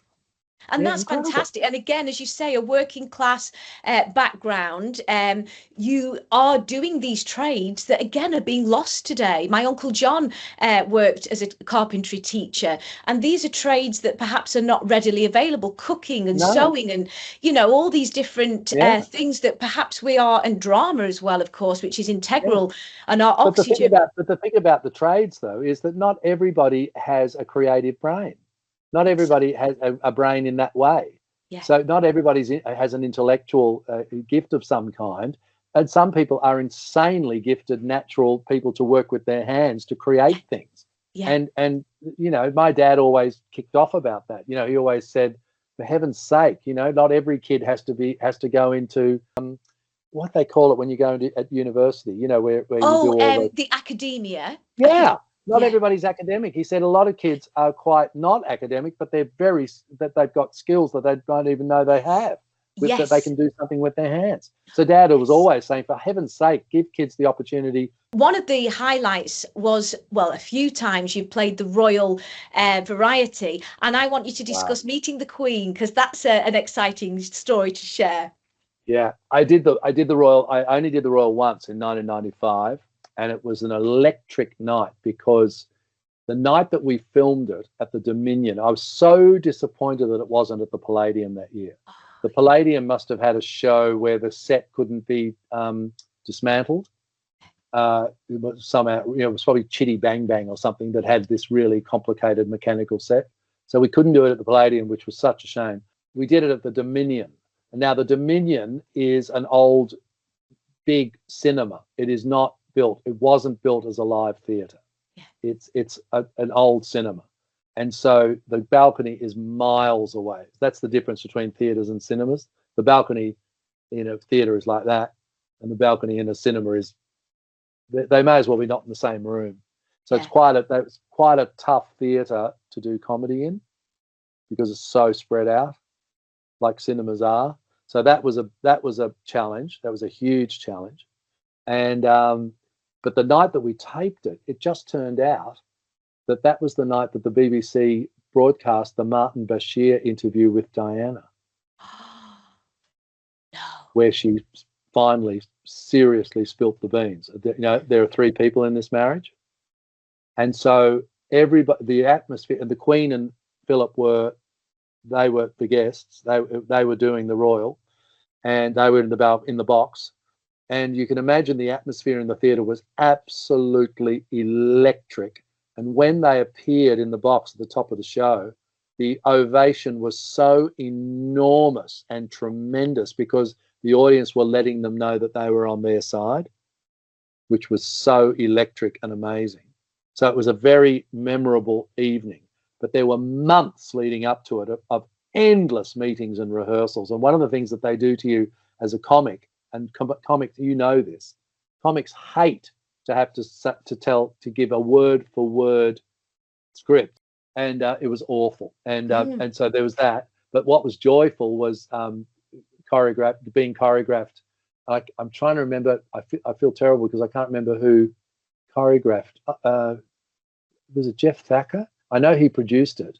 Jeff Thacker was a wonderful man, still working in television. I think he might have choreographed it as well as produced it. If he didn't choreograph the number, he had one of his people, one of his kids you know, one of his people that he'd mentored. Anyway, it was a great routine where I lie down across them and they roll across, and I travel across. Anyway, it was fantastic. So it was a tough start because of this big theatre and you know, 2,000 grey heads looking in their programs, like not looking at me, trying to think, who the hell is this? Because I was on between Marvin Hamlish and Elaine Page. It was a bit of a tight fit. Goodness. And so the first couple of minutes were quite, and not only that, I had to enter through the house singing, and it just happened that the side that I was appearing on was directly underneath the royal box. So I was waiting inside the pass door that comes in right next to the stage, because it's cinema, again, a cinema. Yeah. And I knew that the Queen and Philip were above me, and that I had to go out into the house and sing. I sang all the way to the stage and then finished my number. That got okay applause. And then I started the stand-up. And again, I think it was because I was so restricted I didn't feel as free as I normally felt, because I knew that I had to stick to the words that I told them. So it felt like an eternity. I've never really told this story about the Royal Variety. It's always just something that it's much easier to present the whole thing as just an evening of unalloyed triumph. So I finished the number. I started the stand-up. It probably was only about a minute and a half, but it felt like 10. Yeah. And I missed a couple of laughs, and I stood on that stage, and it wasn't like a flop sweat at all. It wasn't like my mind wasn't going blank. It was quite the opposite. My mind was racing. Yeah. And part of my brain was saying to myself, you're standing on stage in the Royal Variety performance and it's not going well at all. And so what I did was, and I knew that I could feel Jeff. Jeff was such a warm dancer who then became a producer. So he was one of us, you know. And I could feel him in the wings. I could feel his presence in the wings, because he was watching, probably like, oh my God, you know. And what I did was, I jumped out of the scripted opening, did the scripted opening, then I jumped out of it, and I went into 5 minutes of exposition about where Bob's from and who he is. I just went into a sort of 5 minutes that I knew, and then I went at the end of the 5 minutes when I got them, I went back into the scripted material, because I knew that they'd just go snip, snip, and close it up, you see, because it's television. It's being staged for television. It's all about the TV show. It's not about the theatre. Yeah. And the Royal, if you really think about the Royal, and when you really do watch the Royal Variety, you really do feel a bit of, you really do think the audience could kind of fucking, they could kind of zap it up a bit, get the energy going. There are a bunch of used car dealers that have paid £300 for their tickets, and I don't know, they're not an ideal audience. Yeah, I thought I'm going to jump into the exposition, 3 or 4 minutes of exposition about who he is and where he's from. Yeah. Then I know I'm going to jump back into the scripted material. Yes. And then I know, because I've done enough television, that they're going to just go snip, snip and join it up, because that's what they do. Most of the routines you see are a third of what happened on the stage. Yes. So it's never a problem that the Royal's famous for running 4.5 hours. Famous. So I knew that. I knew that nobody could do anything about it anyway. I knew I had that power, because while I'm standing centre stage, this is before the dancers had entered, it was just me, and whatever I did, I could do. Yeah. Whether it was going to be a disaster or not. So I knew that. I had that. I knew that I had that power to fix it, and that's what I did. And so I went back into the scripted material, which led into an amazingly well staged, brilliant number, which is on YouTube. Yes. Yes. And I finished to an absolute ovation. I went from 0 to 100, and I looked up. And you have to bow at the audience, and then bow to the box, and bow to the audience. So I bowed to the audience, and I fixed my wig, and bowed to the box. And I looked back at the audience, and I walked off, and I looked up at the box as I was walking off, and the Queen and Prince Philip were killing themselves laughing. They were like rocking with laughter. Wow. Mm-hmm. And what I'm hearing you say is, it didn't really matter. As an artist, there was 2 people in that room you wanted to impress. Obviously the audience as well. But what you did, was... Cathy, I didn't really particularly care what Philip thought either. I'm being overly cautious today. And yes, and so so basically the great thing about after was I walked off stage into the arms of Jeff Thacker. Oh, who gave me this huge bear hug and said, I bet. That was brilliant what you did. He knew exactly what I'd done. He knew exactly what I did to save myself. Do you think that was your proudest moment? It was. It is my proudest moment. Yeah. And not for the reason that I usually tell the story. The reason that I usually say it's my proudest moment, because, I performed for the Queen, I made her laugh, and she spoke to me in the lineup, because you're not allowed to speak until she speaks to you. So she decides who she's going to speak to. Going back to your backstage, you're in the embrace.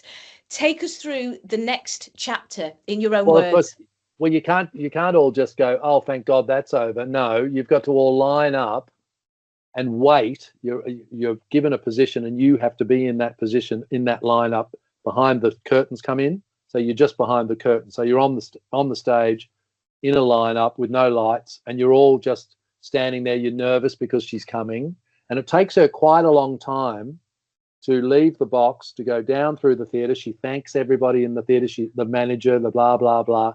She then is taken back through a pass door. It took a long time. It was about 10 or 15 minutes before she came backstage. Wow. And then she arrives backstage, and you've all been drilled. You mustn't speak to her. You call her Your Majesty or Ma'am. You bow when you shake her hand, or you curtsy if you're a woman. And we were drilled. We were terrified. Everybody's terrified. And then she comes along the line, and you can't hear what she's saying anyway, because she talks so softly. So you can't, and it doesn't matter, because you're not allowed to speak to her until she speaks to you. So she finally got to me, and I'd changed. I put on my long wig and a outrageous pink ruffle shirt with a brown. With a chocolate brown velvet tuxedo jacket, and the beautiful pink organza, pink with big floppy. It was made by BBC Wardrobe for me. I've still got it, and it's one of my most treasured costumes. And so she was just so amused that I had got dressed in a different outfit to meet her. Like, you could see, because they're in showbiz. They're in showbiz. Yeah. So she knew, because I had the long wig on, that funny wig that I had the Andy Gibb on with the curl, with the bangs.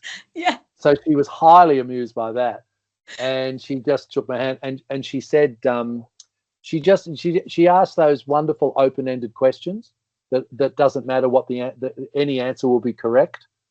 So that struck me. I thought that's just so clever, so cool. The Queen said, "Are you working here or there?"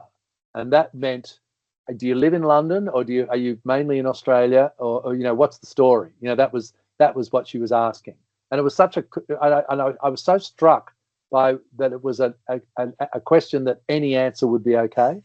And so I just said, "Oh, I come back and forward. I'm in Australia and I'm here." But when I tell the story on stage, I always say that she asked to see a valid work permit. That's good. Yeah. And then Philip came past. And he was doing that. Oh, you naughty boy. It was all like, I've got your number. It was all like that. One of the lads. That's brilliant. That's brilliant. And then what was so absolutely beautiful about the night was that Sav was down the road at the Queen's in running in the Prisoner Cell Block H, the musical. Oh, yeah. And so he finished his show and he walked up Charing Cross Road to the Dominion, and he met me backstage and came with me to the after party, which was at the Dorchester. And so Sav was my date at the after party at the Dorchester. Wow. And I was able to tell him, you can imagine how I, of all people to meet up with straight up after an experience like that, it was so perfect because I was able to tell him what happened and what I did to save myself. That's incredible. It was incredible. amazing, and top of the bill was Cliff, the cast of Mac and Mabel with Caroline O'Connor, a great Australian musical theatre performer. Wow. Des O'Connor was hosting. Goodness.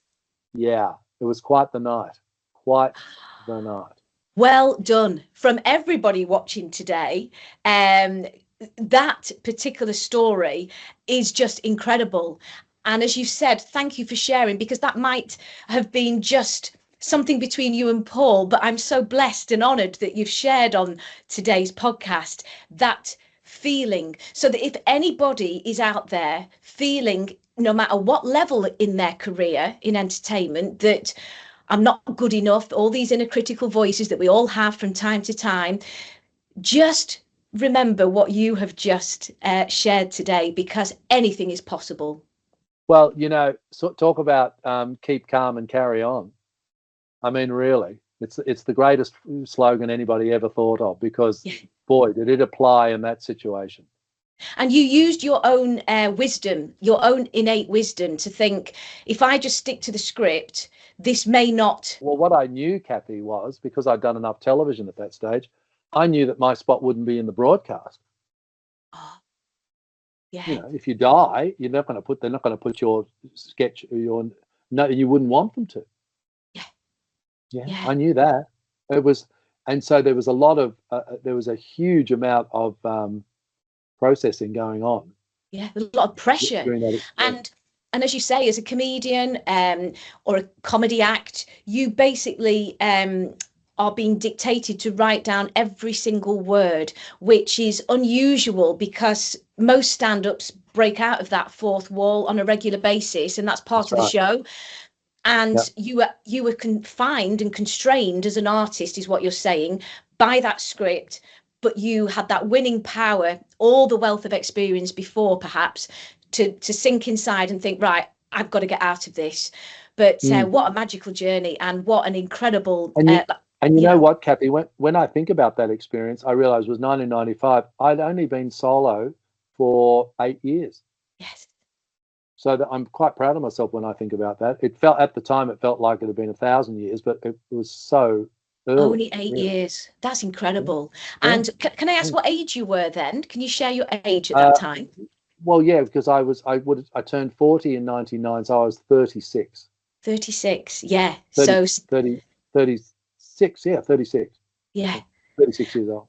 And when you are still in your 30s, you're still, I think, in entertainment, still quite vulnerable to situations like that. As we age, things change a little, but I don't think anybody in that pair of shoes at that particular venue with the Queen watching, I don't think anybody would feel anything but trepidation doing the show, never mind feeling how you were feeling as an act from Australia coming over and winning over such a crowd. So very well done. That's brilliant. It is my proudest moment on so many levels. And I worked out the Queen was next year at my next birthday, I'll be the same age as the Queen was when I met her. Wow. She was 67 and she was beautiful. Oh, she was absolutely radiant. They always say radiant, don't they? They used to say that word, but she really was. And her eyes were, she had violet eyes like Liz Taylor. They were not blue, they were violet.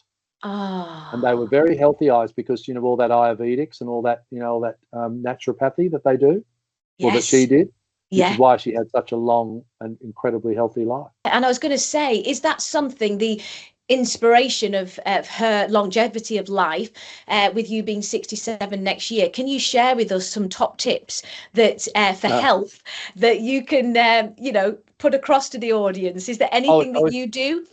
Oh, Cathy, it's easy. Just do a one-man 60 to 90-minute solo comedy show where you also sing and dance, and you'll be as fit as a fiddle. That's the secret. Yeah, it's easy.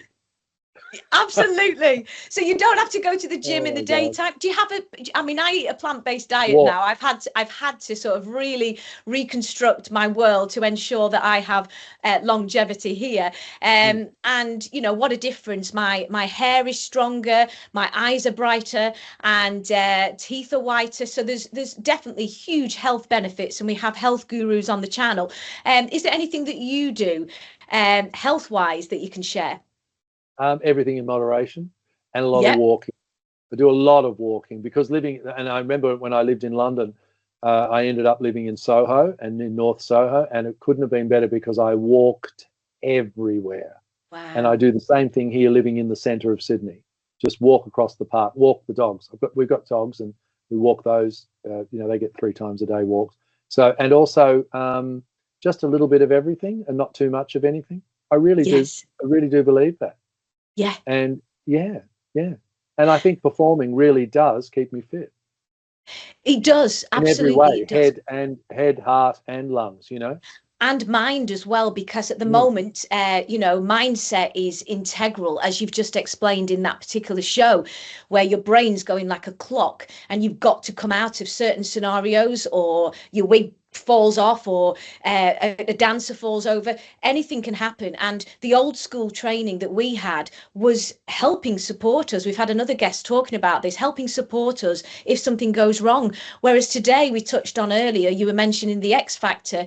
People are an overnight success. They're very, very young, and they're not ready, and their dreams are destroyed when they didn't have to be.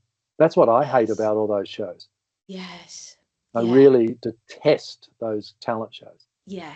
And the psychological stuff that they do to them, you know, the isolation, taking their phones from them, and then when they told that they're going to get through into the final, they're brought into an office and everybody screams and cries and hugs them, and then they put a contract down in front of them and they say sign here, and they go, oh, I'd like to show it to my dad, or I'd like to actually show it, you know, I don't want to sign it here, and they say to them, there's 20 kids outside in that waiting room. Do you want to be in the show or not? You know, that's what they do. It's vile, vile, vile. And what you're saying is, you know, there's no sort of training up the ranks. There's no understanding the business and in mental capacity. And that's why we have a lot of people that end up with very severe mental health and breakdowns. Well, Cathy, what about the most supreme example is that beautiful, beautiful Susan Boyle. She was not up to that level of intense fame. And expectations, and I just hope wherever she is that she's doing well. You know, she and Sav became quite friendly, and he spoke to her a lot on the phone because she was a bit isolated. You know, like couldn't really go out much and stuff. And they had quite a lovely. I think he might have interviewed her for the radio, and then they became quite pally, which I think is so. And that's what Sav was like. He was so special, so special. And she had an incredible singing voice. Her voice was just phenomenal. My mum was obsessed with her. Yeah. Obsessed. My mum loved her so dearly. I don't want to leave today without asking about Bob's 40th, which is what we're going to leave today on and celebrate that, because Bob's 40th is now coming to a theatre near you. Tell us more. I'm touring. I've created a touring show called Choose Bob, as in Choose Life, because it's 1984. Yes. And so it's a show of 80s bangers and power ballads. Wow. And I was telling somebody about that it was 80s bangers. Oh, and merch, you know, with Steph, my hub, currently ordering the t-shirts and the tea towels. And I said it's bangers, and then the host of, there was a TV thing that I did here, and the host said, oh, bangers and merch. And I went, oh, can I have that? Isn't that brilliant? Bangers and merch. And so it's a show of 80s bangers and power ballads, all 80s, which I haven't really done. I've done a lot of 80s songs, but I haven't done a whole show of 80s songs. And it's not a greatest hits show. There's about, I think there's about 30 songs that I reference or do little snatches of in the show, and not one of them have I sung on stage before. Wow. Not one. So it's brand new show. I did not want to do a greatest hits show. I think that could be, that's how boring and predictable would that be. I wanted to do, for the 40th anniversary, I wanted to, it's called a brand new show. It's called 40 Ridiculous Years, a brand new show, Choose Bob. And we're playing Melbourne Comedy Festival. We're playing Perth Comedy Festival. We're playing Brisbane Comedy Festival. We're playing Sydney Comedy Festival. And we're previewing it in Newcastle, just north of Sydney, and also at a beautiful place called Brunswick Heads up near Byron Bay. We're previewing it because I insisted that I will not, for many years I had to open a new show cold at one of the festivals, you know, with the knives out, you know, by the critics. And I said, I will not do this unless I can preview it. And so we're previewing it in beautiful small theatres, one in Newcastle and one in Brunswick Heads. And then we do big theatres. That's the other thing I wanted, not to do a long run at a festival. I did 18 Edinburgh festivals. You know, and probably more Melbourne comedy festivals and more Adelaide fringes, and I can't do it. It's for young people. The conditions are for young people. It's rough, you know. You're in porta cabins, and you know you've done that. What you're saying is you've done that. You've lived that. Yeah, and now it's a posher version, and you're on tour. And what date do you? And so it opens on the 15th of March in Newcastle, the 28th and 29th of March, and the 29th and 30th of March at Brunswick Heads, and then the April and May of Melbourne. But basically, if you go to the Bob Downe website, bobdowne.com, it's all there. All the details are there. And I really do want to bring it to the UK. I'm going to try and do at least a few dates around the country, including Scotland, hopefully in around September, October, November. I'm praying that I can do that, because I just need to see my British audiences again, because they're so incredibly fabulous as audiences, the best in the world. It doesn't matter where you are in the UK, they're all fantastic. But I do find that the further north I go, the more fun they are. I'm just going to say that. And it's been way too long. Way too long. I get told off on my Insta and Facebook pages all the time about how long it's been since I've been in the UK. So and I admit it, and I apologise. Well, now you've got an actual reason. 40 years of Bob Downe, a celebration of you. And that's www.bobdowne.com. If anybody wants to find any information, www.bobdowne.com.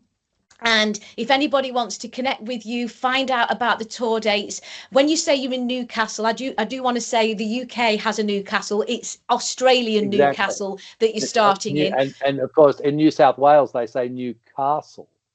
They don't say Newcastle. They don't say Newcastle on time. They say they don't all speak like me. They say Newcastle. They say New, or of course, being Australian, we say Newey. Newey, Newey. So you'll be in Newey first, but what you're hoping to do, is also come over to the UK, and you say October, November. So have a look, everybody, in the autumn time. Keep following you. You've got all these wonderful interviews on television shows. You've done a plethora of work through this.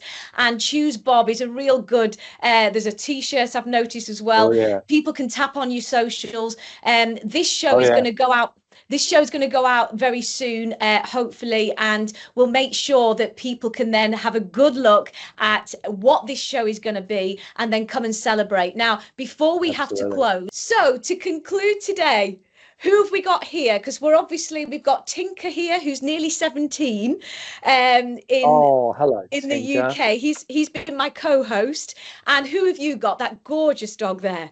I've got Lottie. Oh, look at her resting her head on my shoulder. She's so loving. Oh, she's beautiful. Look, she's a schnauzer, and she's 3 years old, and her little mate, they're not brother or sister, but her little mate Alfie he's 5 and he's outside. But I thought I'd bring her because because it's quite late here, and now he's going at the door because he's like furious that he's not been let in. So we've got to say goodbye. Well, thank you so much. And I just want to say on behalf of Tinker and I here, thank you to you, Mark, for such a wonderful podcast and sharing such glorious. I can't wait to see it. And have you enjoyed yourself? I hope you have. Loved it. I loved it. It's been an absolute pleasure to meet you and celebrate your life today, Mark. Bob Downe, catch him on tour this year, 2025, coming to a theatre near you. And it's www.bobdowne.com. And from Tinker and I, and you and Lottie, a big thank you very much. God bless. And I hope to see you again soon. Thanks so much, Mark. Thanks, Cathy. It's been lovely.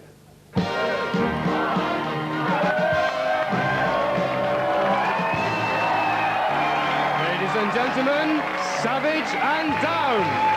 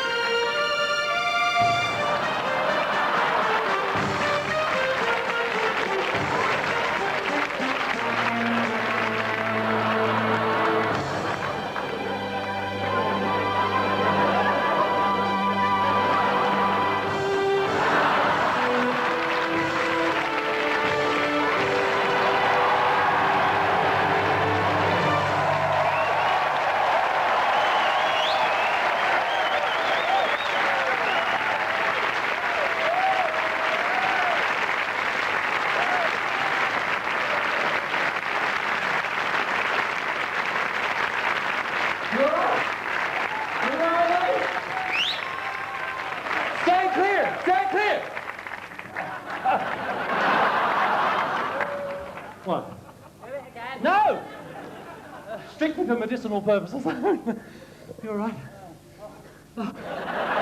Here you go. Here's the microphone.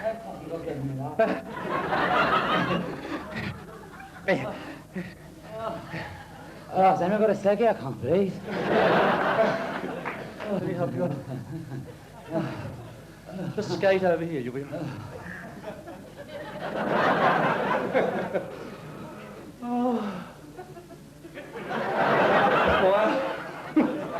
What have we come as? What do we look like? Actually, you're getting an exclusive preview tonight. This is the look for our Wedgwood plate that we're doing there. In shops for Christmas. Oh, fuck, how do they do it, that awful indeed? She must be fucking knackered when she comes off, that woman. Absolutely. No, she's got a wedge. We're a couple of international variety artists. Here we are. Pale can't. Sitting on our stools. I think a showbiz ballad's in order, don't you? Go on then. Go on. Hit then. it, anyway. Hit it.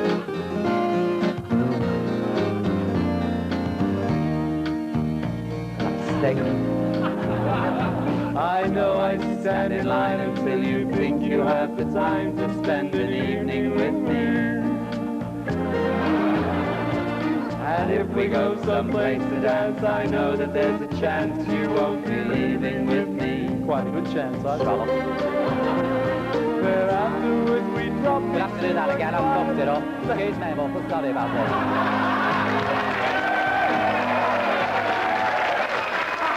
What's the line, wrong? Oh, what's the line? It's great, but then afterwards we drop into a quiet little place. And have a line or two? Yeah. Frank Sinatra was on drugs. He had to be on drugs to give Nancy a recording contract, She's didn't he? had a face, don't she? Looks marvellous. Did you see her in that magazine, Vanity Fair? She No. looks fucking wonderful. She looks about 15. But I'm isn't having it done next They have year. so much face that... But they don't look like who they are anymore. Actually, that's very Faye Dunaway. Do you know what I did? And I'm warning you this, and I'm warning you, because I know you like beauty products. Aloe vera jelly. You put it on your face, and apparently it tightens your face, and it does work. And you put it on, and I thought, oh, God, Lily, you look marvellous. And I went on Clive Jones, and I'm like this. And halfway through, this side went. You look like Gloria Vanderbilt. No, look like it had a fucking stroke.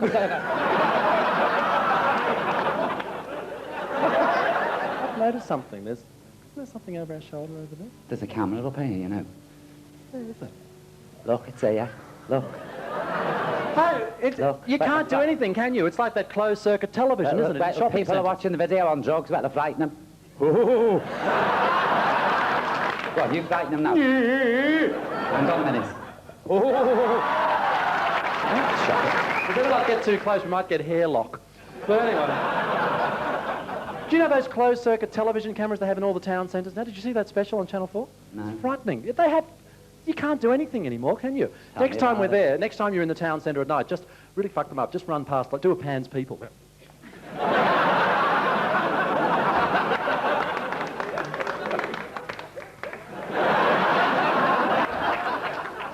is why I don't go out with him much. Jane Cross is a fucking nightmare. I feel a number coming on, don't you? I feel something else coming on me tea. I think we better roll that tape. Oh, yeah. God, I hope we know it.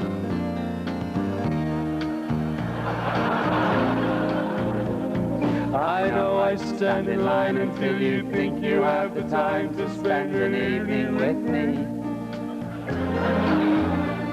And if we go someplace to dance, I know that there's a chance you won't be leaving with me. Quite a good chance, I think. Solid. Then afterwards we drop into a quiet little place and have a drink or two. Stringfellows. No, stop, I'm not wearing a boot shoe. And then I go and spoil it all by saying something stupid like, I love you. I can see it in your eyes that you despise the same old lies you heard the night before. La la la la la la la. And though it's just a lie to you, for me it's true, I've never seen so right before. practice every day to find some clever lines to say to make the meaning come through. Want a root? That's Australia for shag. And then I guess I'll wait until the evening gets late and I'm alone with you At the Swiss cottage holiday inn. Cramping here now. The time is right, your perfume fills my head. The stars get red. Flame of Landudno by Avon. Smell it. I thought Skippy might have pissed on you. And then I go and spoil it all by saying something stupid like I love you. Shall we dance, Miss Savage? It's down.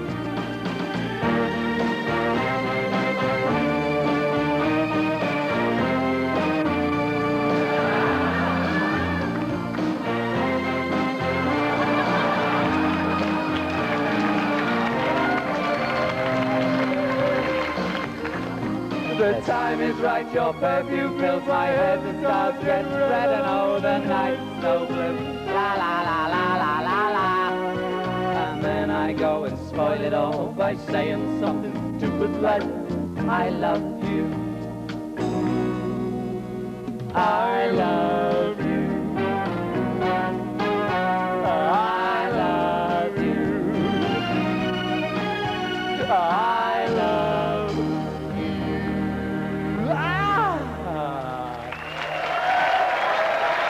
Ladies and gentlemen, please, you're a... Oh, thank you,